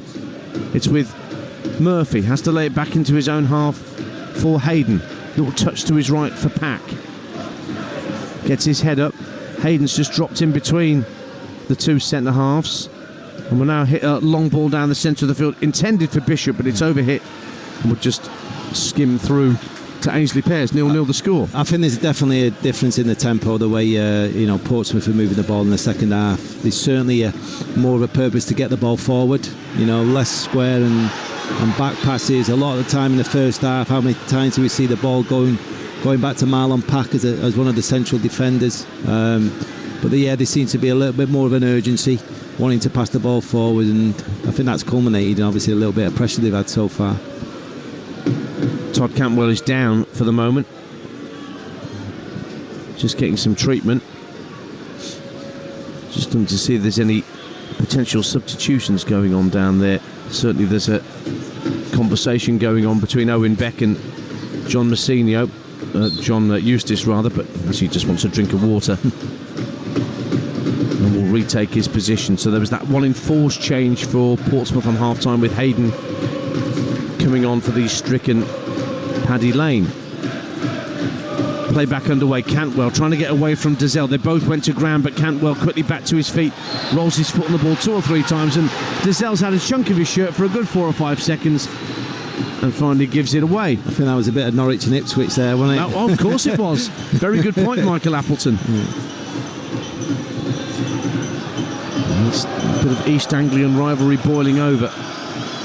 Blackburn clearing their lines from the edge of their own penalty area. Here's Cantwell again, whose kit's a good deal dirtier than it was about 2 minutes ago after that wrestle with Dazelle, but he just passed the ball to the invisible man on this near touchline, straight out of play. There are changes afoot for Blackburn Rovers, and 2 of the players that were withdrawn after the last league game, Maktar Gay and Amario Kozia Dewberry, are both set to come on for John Eustace at the next break in play. And that could be now as Tronstadt's headed the ball out of play, but Eustace might wait until Blackburn are not defending. I do like that. I do like that when managers are brave enough to make, these early substitutions in the second half. Yeah, it's not an hour gone, is it? It's 54 gone, and he's seen enough clearly in these opening stages of the second half, John Eustace, that he wants fresh impetus out there. Cross into the box for Portsmouth, looking at Bishop. Oh, he heads it down into the ground. He got away from Danny Bart just for a moment, a swirling cross from the left-hand side, but he just couldn't connect with the header properly. No, and he couldn't. Obviously, we spoke in the first half about how big of a chance the one in the first half was, but for how strong Colby is in the air, that was probably, if not better. Well, the changes are being made, and Tyrese Dolan, who I've just bigged up there, he's the one player that's coming off for Amario Cozier-Dubry to come on to replace him. On loan from Brighton, Cozier-Dubry. And Ryan Hedges, the other player, coming off to allow Gay to come on. So I guess that will mean that Weimann will drop back into a midfield position and allow Maktar Gay to take his place in attack. So Dolan and Hedges off, Cozier-Dubry and Gay on. Free kick to Portsmouth. So we played 10 minutes of the second half on Talksport 2, still goalless. And Colby Bishop has now had the two best chances of the game either side of half-time. Just got in a bit of a muddle, really, didn't he, as the ball was swirled in. Yes. Maybe he misjudged the flight of the ball, perhaps, I don't know. Meanwhile, Cantwell trying to set Blackburn away, but that's easily intercepted by Isaac Hayden. And Swanson lifts the ball down the Portsmouth right, looking for Callum Lang. That's very good skill from Tronstadt, keeping the ball away from Andre Dazelle. Cantwell strokes it infield to Weimann. Weimann is dropping deeper. Here's Cozier-Dubry's first involvement. Skips away from Murphy, plays it out to Callum Britton, right-hand side. Cross driven across the deck at the edge of the area, but that was easy enough for Hayden to get clear. But Britton will have it back. But the ball's out of play. It's going to be a throw to Portsmouth. 0-0 it stays on Talksport 2. Yeah, I think maybe to the naked eye it looked like it might have been a poor cross then, but I think he was trying to pick Weimann out on the edge of the box and do a little bit of his disguise on the pass. I must admit I've been impressed with Britain tonight.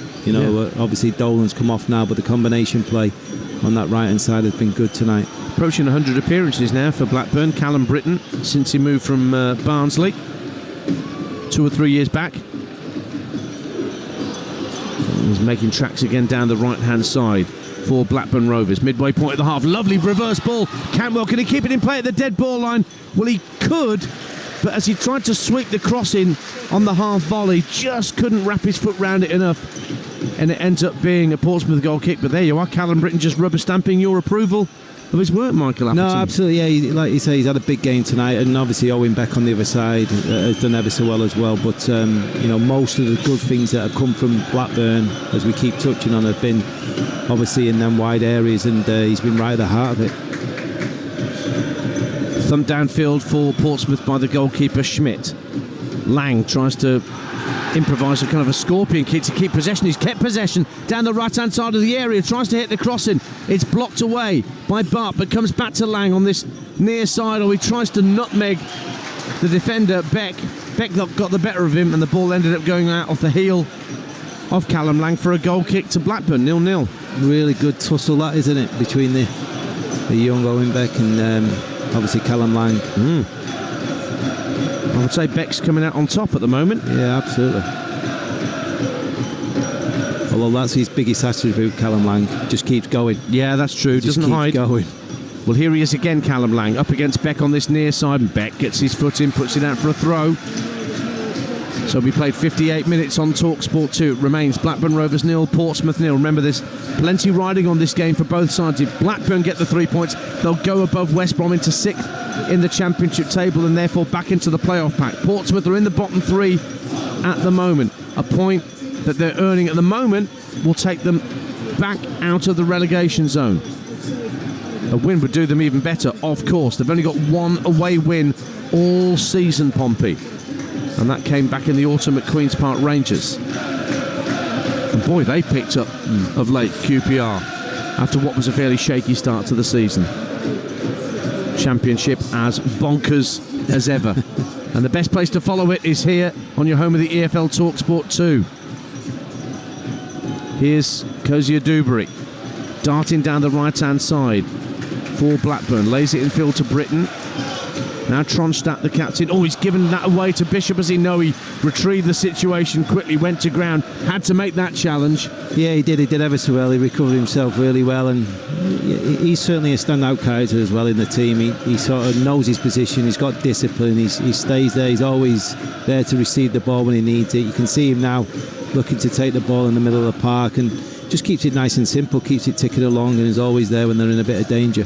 Fires the ball out to Callum Britton on the far right-hand side for Blackburn in front of that Riverside stand. Blackburn attacking the Ronnie Clayton end to our left in this second half, as they like to do in home games. We played an hour at Ewood Park on Talksport 2. It's goalless still between these two sides at opposite ends of the Championship table. Here is Danny Bart receiving the ball from Buckley. Out to the left-hand side, and Beck. Cantwell just casually brings the ball in field and then fires another lovely ball right out to Britton on the far right-hand side. He's got plenty of green grass to run into, but he's going to hit an early cross. Looking for Gay at the far post. Knocks it down, that's 1-0. Such a simple goal from Blackburn Rovers. And Maktar Gay with a header at the far post. What a super cross from deep from Callum Britton. Picked out Gay at the far post. Headed it back from whence it came, and Blackburn are heading back into the top 6 of the Championship as things stand. Just past the hour, it's Blackburn 1, Portsmouth 0. Great introduction, wasn't it? You know, a lot of credit to John Eustace for making his substitutions, but goes back to what we've talked about pretty much for the last sort of 50 odd minutes. Callum Britton, great quality on that right hand side, and it was a fantastic header. And what he did really well was obviously he put himself up against Marlon Pack with the greatest respect as a central midfield player, the stature of a central midfield player, pulling towards the back post, and it was a great header. It's only his second goal for Blackburn. Got one against Sheffield Wednesday late last year, but a super header, pulled away from his defender. The angle was tightening all the time. By the time he got his head to the ball, he was probably only about 3 yards from the dead ball line. Yeah, and even in the build-up to that, it was a great little bit of play. You mentioned about Cantwell receiving the ball. He seems to always have a little bit of time. It's the timing. It's the timing, him coming off the line, receiving the ball in field before he gets that switch of play. And that's practice. There's a lot of work that goes in the week to do that. So Maktar Gay makes it 1-0 to Blackburn with just over an hour gone on Talksport 2. And that's after Portsmouth had a reasonably good start to this second period. But those two changes, as Michael Appleton's just said, Kozia Dewberry looks a very lively, diminutive player, the Brighton loanee, and Gay very much a statuesque figure in attack. But you just got to look him, haven't you? From a physical presence point of view, he's an absolute man mountain. And he is. He's got to be 6'4", isn't he? Yeah, comfortably. And he just gives the two centre-halves something else to think about. You know, for the majority of the game, Vyman's been running away and looking to get in behind, and all of a sudden they've got to deal with someone where the ball's in front of them now. And you said it, John Eustace prepared to make those changes early, and he's been rewarded for it. Yeah. It's so easy sometimes. I've been there on the sideline where you're thinking, should I change it, should I do it, is it too early, have I given him enough time to make an impact? Oh, I can imagine. Just racked with indecision. Alvin Martin told me a great story about when he was Southend manager, offside flag up here against Portsmouth, that when he was manager of Southend, he was trying to pick the team every week, and his kit man was picking this brilliant team every week. And then one week, Alvin said to the kit man, all right, you pick the team today. And suddenly the kit man had the collywobbles, and he couldn't pick a player to save his life. Suddenly the pressure was on him, and he couldn't do it. Yeah. Oh yeah, all the other staff and the backroom staff, they've all got brilliant ideas and opinions on who should be doing what and who should be playing. And then you put them on the spot. Yeah, then all of a sudden, oops, lost your voice. Newcastle 3-0 up on Wolves now. Anthony Gordon gets the third at St James's Park. Newcastle 3, Wolverhampton Wanderers 0. Blackburn 1, Portsmouth 0 here on Talksport 2. A reminder that elsewhere in the Premier League tonight, it's still 1-0 to Villa at Everton. They've got about 12 minutes to go there. 1-0 to Palace at Leicester. Just less than quarter of an hour there as well. And they're about to get the second half underway at the Emirates Stadium, where Arsenal have come from behind to lead Tottenham by 2-1 in the North London derby. And remember, the sports bar will be there for you. I'll be listening on my long drive home to Jason Cundy, and I'm guessing it's Jason Cundy and Jermaine Pennant again tonight, with Jamie O'Hara slumming it on the ski slopes. It is Jason Cundy and Jermaine Pennant. What's Jamie O'Hara doing on the ski slopes when there's a North London derby? He's bottled it, hasn't he? Shameful. Absolutely bottled it. Anyway, Jason and Jermaine will take your calls from just after 10 o'clock tonight, once Adrian Durham has wrapped it up over on Talksport at Emirates Stadium. And why not, Blackburn and Portsmouth fans, get yourselves involved in the phone-in as well. Let them know how your team's playing. 03717 22 33 44. We'll get you to the sports bar after this game. Now Portsmouth coming forward with Murphy, cross into the box, just blocked away from Ogilvie. Hayden tries to get onto it 25 yards out, but lifts a fairly harmless shot way over the crossbar. And here comes a double change for Portsmouth. Christian Sadie and Riley Towler are coming on. Towler, who was the man changed for Rob Atkinson, and that's going back the other way now. Rob Atkinson coming off after made his first league start for Pompey. So Riley Towler, another man with Bristol City connections, same as Atkinson, comes on to replace him. And Andre Dazelle, he comes off to allow Christian Sadie, wearing number 15, to come on to replace him. Sadie joined a year ago from Bournemouth. Made 6 appearances in 4 years as an academy graduate, Christian Sadie at Bournemouth, trying to make his career name a bit further along the south coast. Now here's Callum Lang darting down the right-hand side for Portsmouth, tried to whip across him, but great defending from Danny Barr. Lang felt he should have had a free kick for obstruction, but referee unmoved, and it's a goal kick to Blackburn Rovers, who lead by 1-0 here. Yeah, just really experienced defending, wasn't he? He knew that the grass was certainly not long enough for Callum Lang to try and get a crossing. Yeah, I just think as well the Atkinson one, that was probably one that was decided before the game. I can't see them bringing him off for anything tactical, because he's been a bit of a man mountain, to be fair, for Portsmouth tonight on his first game. Yeah, just needs the minutes in his legs. Yeah. Leicester 0, Crystal Palace 2 in the Premier League. Mark Gahey gets the second for Palace. So they may have lost Trevor Chalobah back to his parent club Leicester today, Crystal Palace, but they're doing the business tonight at the King Power. Here come Portsmouth trying to find an equaliser. Lang loses out and then fouls Buckley.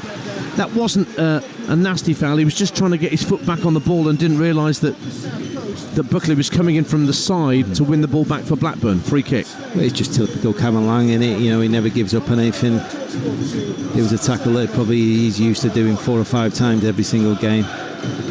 4 goals last season in the promotion campaign for Callum Lang, who arrived in a year ago from Wigan Athletic. Made nearly 150 appearances for Wigan before his move all the way down to the south coast. Matt Ritchie is on the subs bench as well for Pompey, having moved from Newcastle. Here's Cozier Dubry meantime for Blackburn, trying to feed the ball across to Vyman. Comes out to Tronstadt. He looks for Vyman at the right-hand corner of the area. Knocks it down for Gay. Good strength from Maktar Gay. Then it's worked down the right-hand side of the box. Britton tries a first-time cross. Blocked behind by Murphy. Another corner to Blackburn at the Ronnie Clayton end. They lead 1-0. Cantwell's going across to take it. He's got 2 balls to choose from, thanks to the multi-ball system. He's cradling both, one under each arm. Gives one back to one of the ball boys behind the goal. And this will be a right-footed outswinger from Cantwell.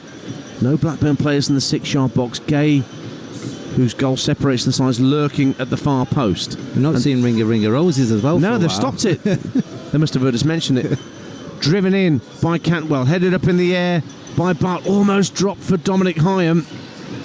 He was sort of shaping to try a volley on goal, but then he realised there was a Portsmouth player better placed than him, but it's just bounced out of play for another corner at the Ronnie Clayton end, this time where it meets the Jack Walker stand nearest us, and Cantwell having to jog across from one side of the pitch to the other to spot this corner kick down.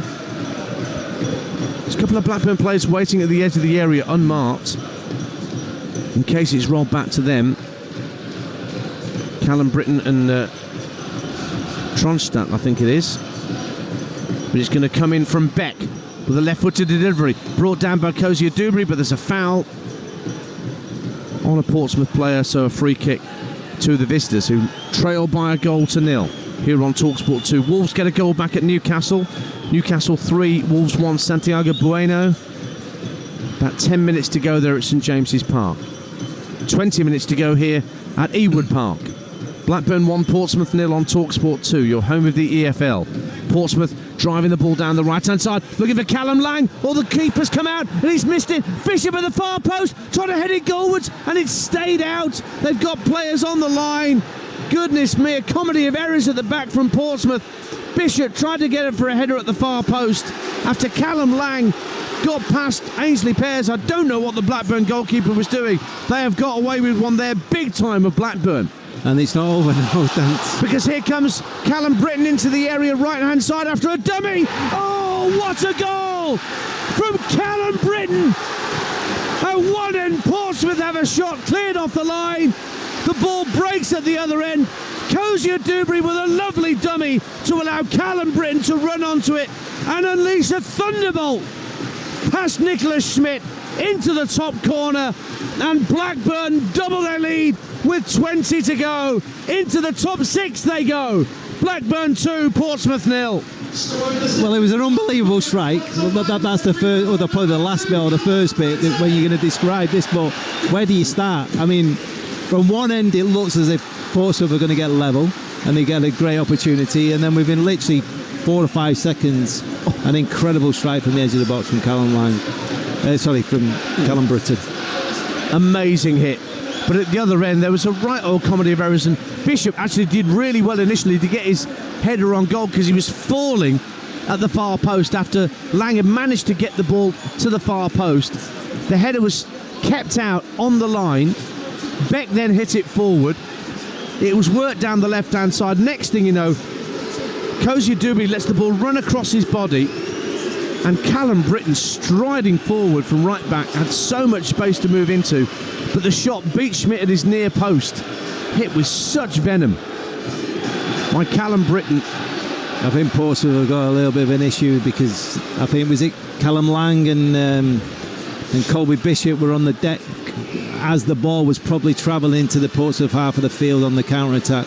Well, there's one of the yellow cards being issued to Portsmouth staff. I'm not sure whether Messinho's got a yellow card, but Farai Halam, the referee, has issued a yellow card to somebody down there beneath us in the Portsmouth dugout. It's only his second goal for Blackburn as he approaches 100 appearances, Callum Britton. He won't score a better goal in his entire career. No, he's had a really good night tonight, and obviously we've already spoke about him early in the commentary. And should we just give him the champagne now? I think it'll be difficult to beat, definitely. He's more than played his part tonight, and that was an incredible finish, hasn't he? Just so 18 minutes to go, and Blackburn have doubled their lead here. What have Portsmouth got in response? Ball into the box, looking for Bishop. Might drop at the penalty spot, but Sadie couldn't get the ball under control and turn and send it goalwards. Towler picks up the loose ball and tries to set Portsmouth the way down the left-hand side, but Blackburn win it back. And here's Callum Britton again, driving the ball infield to Cantwell in the centre of the Portsmouth half. Looks for Gay, drops at the edge of the area for Tronstadt, but he just can't get past his man. Flicks it out left to Owen Beck, left-hand corner of the area. Beck finds his captain once again. Touched infield to Cantwell. Cantwell gets it on his right, feints to shoot. Then looks again and lofts it to the far post for Britton. Drives it across the face of goal, headed away by Pack. But then Kozia Dubry tries to pick up the loose ball and guides it back for Buckley. Huge shout of man on for Tronstadt from about 18,000 fans as Callum Lang was bearing down on him. And Blackburn have kept possession. Britton wins a throw off Ogilvie, and it's all coming up roses for Rovers right now. Yeah, it certainly is, and on that sort of counter-attack, when the ball turns over, Portsmouth have got to be really, really careful. I mean, they have to go for it because they're 2 goals down, so they have to throw much more many people forward than they probably would do if the scores were level. But on that counter attack, Blackburn now look very, very dangerous and probably even more ominous that Todd Cantwell is having a bigger play in the game than he certainly did in the early parts. Looks like he's enjoying himself out there. Does, yeah. And when you've got that swagger as a player like Todd Cantwell, you know things are going your way as a club. So John Eustace guiding Blackburn back into the top six. And remember, it was 5 without a win in the league, but they're just over a quarter of an hour away from 3 precious points here at Ewood. But here come Portsmouth trying to do something about that. Josh Murphy out on the left-hand side, swirls in across looking for Bishop, made a good run but headed away by Hyam. But it's one back by Freddie Potts, slides it down the left-hand side of the box. Murphy again tries to catch out Pears at his near post, and Pears just beat it down at the near post and then collected it on the second bounce. 2-0 Blackburn. I think there'll be a bit of frustration with that one in the middle of the box. Obviously, it was a great opportunity to put a decent ball in behind the back four of Blackburn, and he chose to have a shot himself, but that was a shot and not a cross, wasn't it? I think it was. Yeah. I think he thought that the goalkeeper was going to try and read his cross and try and catch him out. That's the voice of Michael Appleton, former Blackburn and Portsmouth manager, alongside me Ian Danter here at Ewood Park, where we're into the last quarter of an hour. Blackburn Rovers 2, Portsmouth 0. So Portsmouth's luckless run away from home looks set to continue, and they will stay in the Championship bottom 3 with this result, which would please Cardiff no end before they take on Swansea on Saturday in the South Wales derby. Cantwell's fed, Maktar Gay getting into the area, tries to score a third, comes out to the edge of the area, and it's finally found its way into the back of the net. Andreas Weimann makes it 3. Maktar Gay bought a save out of Nicholas Schmidt, but he couldn't hold on to it, and Andreas Weimann, sliding into the 6-yard box, managed to bundle the ball home, and the points are surely staying in Lancashire now. Blackburn Rovers 3, Portsmouth 0. And it was a fantastic ball from Todd Cantwell. We just touched on it then about the space that he's going to get in the game because of the situation, and I thought Gay was going to twist again and try and get it on his left foot, but he shot early, and I think it helped him because it confused the goalkeeper. But Weimann does what most strikers or certainly attacking players should do. He stays positive, he follows the ball in, and he gets his reward. But it comes from sort of deep in Blackburn's half when the ball gets turned over again, because they have to push and put players forward. There's huge gaps now on that turnover. And after they've scored that third there through Andreas Weimann, a double change. Joe Rankin-Costello and Adam Forshaw, freshly arrived, having cancelled his contract at Plymouth. He's coming on to get an early taste of life for Blackburn Rovers. John Buckley and Andreas Weimann, who's just scored that third goal. That's his reward for scoring goal number 3 the rest of the night off. Absolutely. He's done his bit. He deserves it. And Portsmouth getting that sinking feeling on the road once again. Excuse me. In the closing stages of those 3 Premier League games that kicked off at 7:30. Everton 0, Villa 1. Not a happy return to Goodison Park for David Moyes. Ollie Watkins' goal still separating the sides. Palace 2-0 up at Leicester. Newcastle 3-0 up at Wolves. That goal for Santiago Bueno was ruled out by VAR, it would seem. And with an hour gone at the Emirates in the North London derby, it remains as it was at half-time. Arsenal 2, Tottenham 1. Arsenal were behind in that game. Here is Christian Sadie for Portsmouth, finding Zach Swanson out to Lang on the right-hand side, and his cross is deflected behind for a corner kick off Owen Beck. And 1 or 2 Portsmouth fans have seen enough and are heading back for the coach to head home. Quickly taken corner. Freddie Potts tried to get the cross in, but that was Callum Britton out there doing a job on the left-hand side of the defence. He's been everywhere tonight. Are there 2 of them out there? Yeah, the 2 full-backs have been absolutely top drawer, haven't they? They have. And that tussle between Beck and Lang has been particularly noteworthy in how well Owen Beck has dealt with a very tricky customer in Callum Lang. Ball looped into the area by Swanson for Portsmouth, looking for Bishop. Actually lets the ball run over his head. Murphy picks it at far post, puts it back across the face of goal. It was a good centre, but just drifted over the head of Freddie Potts. And Blackburn try and bring it clear. In actual fact, Joe Rankin Costello nearly benefited from a deflection to get the ball further downfield. Looking at Pompey's next few games as they stay in the bottom three. Middlesbrough at home at the weekend and Stoke at home are their next two fixtures, and then they're away at West Brom, home to Millwall and Burnley. So 4 of their next 5 at Fratton Park. And there's a couple of winnable games in there, you would suggest. Stoke under new management, of course, with Mark Robbins. Absolutely. And they've picked up a little bit since Mark's gone in. They have. Well, Blackburn have got to go to Oxford next, and we've seen how they've picked up under Gary Rowett since he's gone in there. Then Coventry at home, Bristol City away, Preston at home, and then Wolves at home in the Cup for Blackburn here, after they got through round 3 against Middlesbrough. Here comes Freddie Potts for Portsmouth, into the area, pulls it back to look for Conor Ogilvie, maybe good defending by Cozier Dewberry, plays it into Matt Targay, and he's released Todd Cantwell, who's now charging over the halfway line. Not much support for him at the moment, still manages to nutmeg Josh Murphy as he holds play up for a moment. Oh, and he's just been caught by, he tried one too many showboats there, did Todd Cantwell, irritated Josh Murphy, who just had a nibble at him, brought him down, and has got himself a yellow card. Josh Murphy, 3-0 Blackburn. That was certainly one of them challenges where it was one experienced player to another experienced player to say, behave yourself, will you? And that is Norwich against Norwich, because Josh Murphy came through with his brother Jacob at Carrow Road, didn't he? So they must have trained together, but yeah, he didn't fancy that at all, did he? Change being made by Portsmouth. Terry Devlin and Matt Ritchie are coming on. And Callum Lang has had enough of playing against Owen Beck, so he has gone off. Matt Ritchie, who was actually part of the Talksport team at the weekend in the FA Cup. You've got to be careful there a little bit, haven't they, Portsmouth? They don't end up being 4 or 5, and, you know. Well, I saw them lose 2-0 at Cardiff, and it could have been 6 earlier in the season. The away form is something that John Mousinho's got to find a solution to.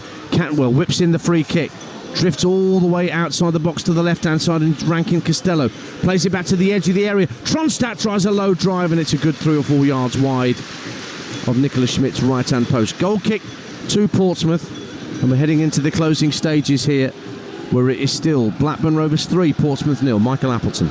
Yeah, I mean, it's been a bit of a strange second half in the sense of how strong Portsmouth started the second half on the front foot, had the impetus, and then literally the goal sixes changed everything.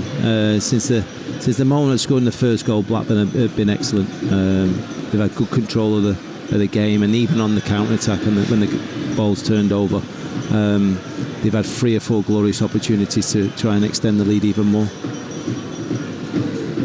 But 3-0 it is. Villa have beaten Everton by a goal to 0. Ollie Watkins' goal proving to be the difference early in the second half. So maybe that's what David Moyes needed to see in some bizarre sense. Yeah, I mean, obviously everyone's been having an opinion and talking about if there's anyone who can go into a club and give a club a lift, especially with the circumstances. I mean, I was at Preston with David in my early years, and his very first job, and he certainly knows how to get a side organised, and what he does do is he keeps it really, really simple, and the message is simple. And he got as close as anybody to getting Preston into the Premier League, and absolutely, and it still hasn't happened for Preston, arguably the biggest football club never to have played Premier League football, along with maybe Bristol City perhaps. Certainly one of the founder members. Yep, indeed they are. Bayern Munich have won 5-0 in Germany tonight against Hoffenheim. We're into the last 6.5 minutes of normal time at Ewood Park, and the Portsmouth fans are still singing, and I can see Mr. Portsmouth towards the back of the lower tier of the Darwin stand, ringing his bell and still encouraging his players forward, but it looks a hopeless cause at the moment, at least tonight. Colby Bishop lets the ball run across his body. Can Ogilvie get on it at the end of the edge of the penalty area? No, he can't. It was Josh Murphy that went off as well as Lang, incidentally, to allow Ritchie to come on just after his yellow card for clattering into Todd Cantwell. Yeah. Now Devlin down the left-hand side. It's good ball in the area, but just too far ahead of Colby Bishop, and Pearce could collect it on the bounce. He's just been a little bit isolated at times, hasn't he, Colby Bishop? You know, when the balls gets played up there, and just like that little bit of support that you need. Yeah. So, going to be 3 successive wins for Blackburn against these opponents, it seems, barring the most miraculous of comebacks.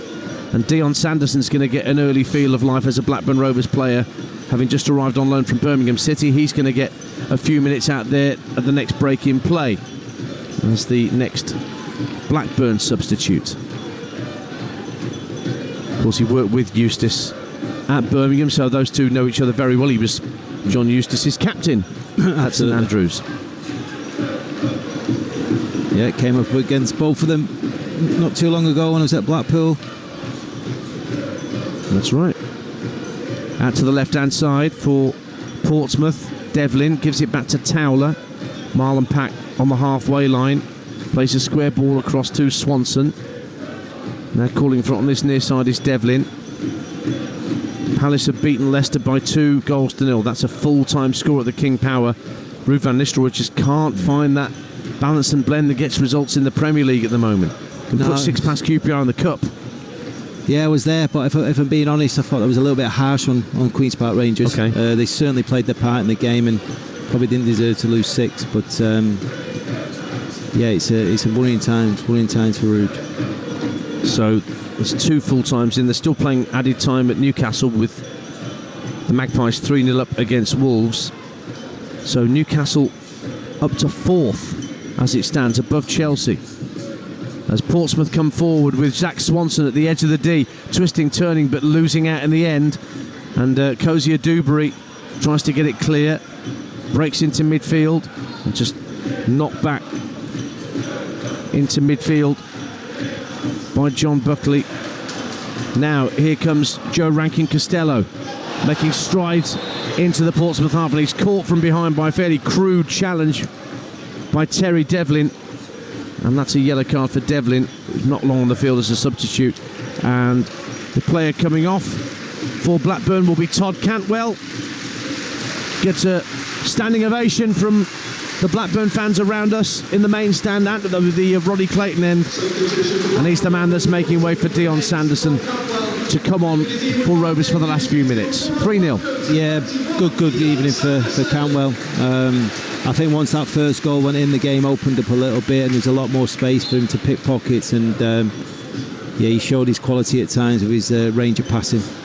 So I guess Blackburn have gone 3 at the back with wing backs, so Beck and Britton will push even further down the field than they already have been, with the extra insurance of another centre half out there. And here is Beck playing a 1-2 with Rankin-Costello, trying to get away down the left-hand side from Swanson. Oh, great run, Owen Beck. Gets into the area. Can he find a target at the far post? Brought down by Britton. And his shot is blocked by Ogilvie.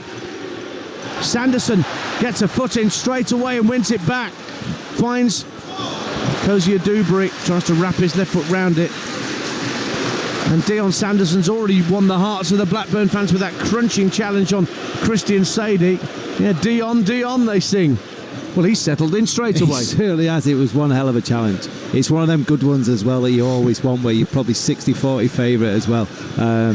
But you can make it look 50-50. Exactly, yeah. I was good at that. Honestly, it was a long time ago, but I was good at that. I'm glad you said that. I wasn't going to put that to you, Michael. Yeah, but what great play. You know, down this side with Owen Beck. He must have gone past 2 or 3 plays, but the best bit about it is he was able to pick a blue and white shirt out, and it just wasn't a hopeful ball into the box. And there were plenty in there waiting for a cross. They haven't declared it 3-0 by any stretch of the imagination, Blackburn. It was no surprise it was Callum Britton as well, was it? No, indeed. Wanting more. Only scored his 2nd Blackburn Rovers goal tonight, and it was a screamer. Those results in the Premier League, it is full-time at St James's Park as well. Newcastle 3, Wolves 0. So Newcastle, I mentioned, going to 4th. But at the other end of the table, so that's defeats for Leicester and Wolves and Everton tonight. So Leicester stay on 14 points, second bottom. Wolves stay third bottom, 16, but they've now played a game more than Ipswich, who are also on 16 points. Everton, who played a game less than Wolves, they're only on 17 points. Manchester United are down in 15th. Wow. With Crystal Palace getting their win tonight. Your old club, wow, 23 points from 20 played. When was the last time Manchester United were 15th in the Premier League this late in the season? Have they ever been? Not in the Premier League era. I mean, I remember getting relegated in 73, 74. Yeah. But yeah, certainly never been this low in the table. I think towards the top end, Newcastle surely has got to be the most exciting team to watch at the moment. But then, do you know, I watched them at Brentford about a month ago, and they were shocking. They were awful. And they lost 4-2, and it was, you know, schoolboy defending. Not wishing to be insulting to schoolboys, but it was really, really poor. But I don't know whether that was just an aberration that day, but since then they've been outstanding. Manchester United are at home to Southampton tomorrow, we shouldn't forget. Yes. So a chance for them to get back up the table, and indeed they can go back up to 12th, I think, if they get the win tomorrow night at Old Trafford against Southampton, who are really struggling. We're just going into 6 minutes of added time here at Ewood Park, with Blackburn Rovers 3-0 up on Portsmouth. The points are surely safe for John Eustace and his side. Just remains how much ambition they have to add to that. Maktar Gay, who got the opener, is still out there, and he just chests the ball down for Kozia Dubry. He shows great strength, and he's wrestled to the ground by Riley Towler. Free kick to Blackburn in the centre half positions. In the centre circle, rather. He's still a lot of players, impact, isn't he, in the game? There's a lot of players out for Rovers as well. I mean, Scott Wharton's still out, Hayden Carter, Lewis Travis, Harry Pickering, Hashi, the Japanese striker, who started the season really well. So when those players come back, and I think quite a few of them are due back at the end of this month, then that's even more options for John Eustace. So I thought that was really, really promising from what John was saying before the game, and impressive. You know, for him, it was about staying in touch. Make sure we stay in touch. Don't get too carried away. Be thereabouts, and to have that type of attitude and feel about you. I think it rubs off on the players. I really do. A calmness to it. Well, I was being told earlier by a press colleague here who watches Blackburn a lot that when it gets to this sort of stage of the season, the Premier League have a little recce at all the Championship clubs that are likely to get up through the playoffs.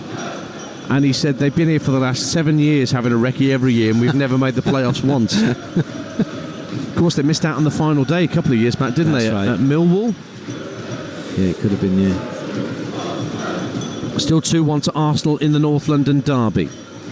Got about a quarter of an hour or so to play at Emirates Stadium there. We're into the 3rd minute of minimum stoppage time at Ewood Park. Blackburn Rovers 3, Portsmouth 0. But Portsmouth still encouraged by the fans away to our right behind the goal. Can they get a consolation as they head into that set of games where they've got 4 out of the next 5 at Fratton Park to try and get some points on the board? Because as things stand, Portsmouth will stay second bottom.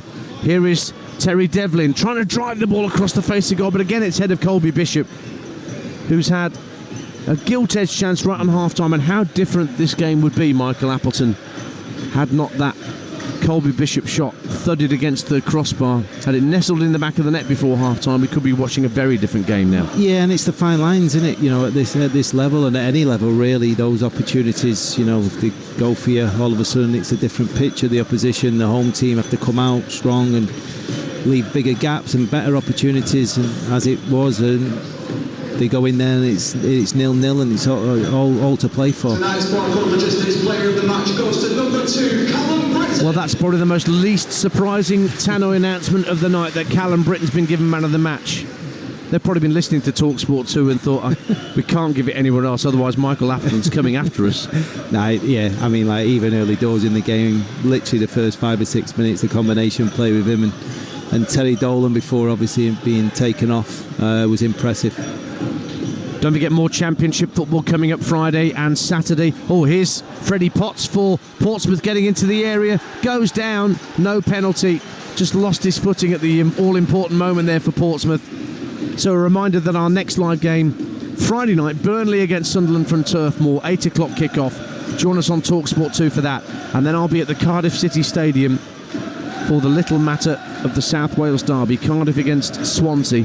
Saturday lunchtime, 12:30 kickoff on Talksport 2 before West Ham Palace, our Premier League 3 o'clock offering here on Talksport 2, whilst the lunchtime game in the Premier League on Talksport is Newcastle against Bournemouth. Don't forget, get the app downloaded, the Talksport app, and you can swipe easily between our 2 stations. That little bit of action there with Potts is a great example why this is probably going to be the 11th clean sheet of the season for Blackburn. You know, they're not prepared to let the opposition score, or they're going to make it really, really difficult for the opposition to score. Well, we are headed for 11 clean sheets for the season for Rovers. If they can hold out just for another minute or so. But down the right-hand side, Marlon Pack trying to make things happen for Portsmouth, but he just runs out of room as he was being marshalled down that left-hand side by Owen Beck. And he's just getting a little clonk on the back of the head of appreciation from his captain, is Owen Beck. Sondre Tronstad straight over to the young man to say, well done. Yeah, outstanding. I mean, he's not far beyond Britain, is he? He's not at all. And it's one of them where Britain's probably getting all the plaudits and the plaudits for his attacking prowess tonight. You know, not just obviously his goal, but certainly Owen Beck defensively. Initially it was Callum Lang, and we know how dangerous he is, keeping him quiet, and then obviously since then he's just continued the good play that he's done, and he's had to defend 1v1 situations ever so well. Great flick on halfway from Maktar Gay to find Kozia Dubry, but Blackburn have worked it back into their own half. Here's Kozia Dubry again. He's got good quick feet, the Brighton loanee. Looks a box of tricks to me. Absolutely. And he's worked it back into his own half. Certainly played his part for the third goal, didn't he? It was a great dummy. He did, yeah. I bought it. Yeah. I nearly had to buy a hot dog to get back in. And then Callum Britton, he knew what was coming, but I don't think the goalkeeper did.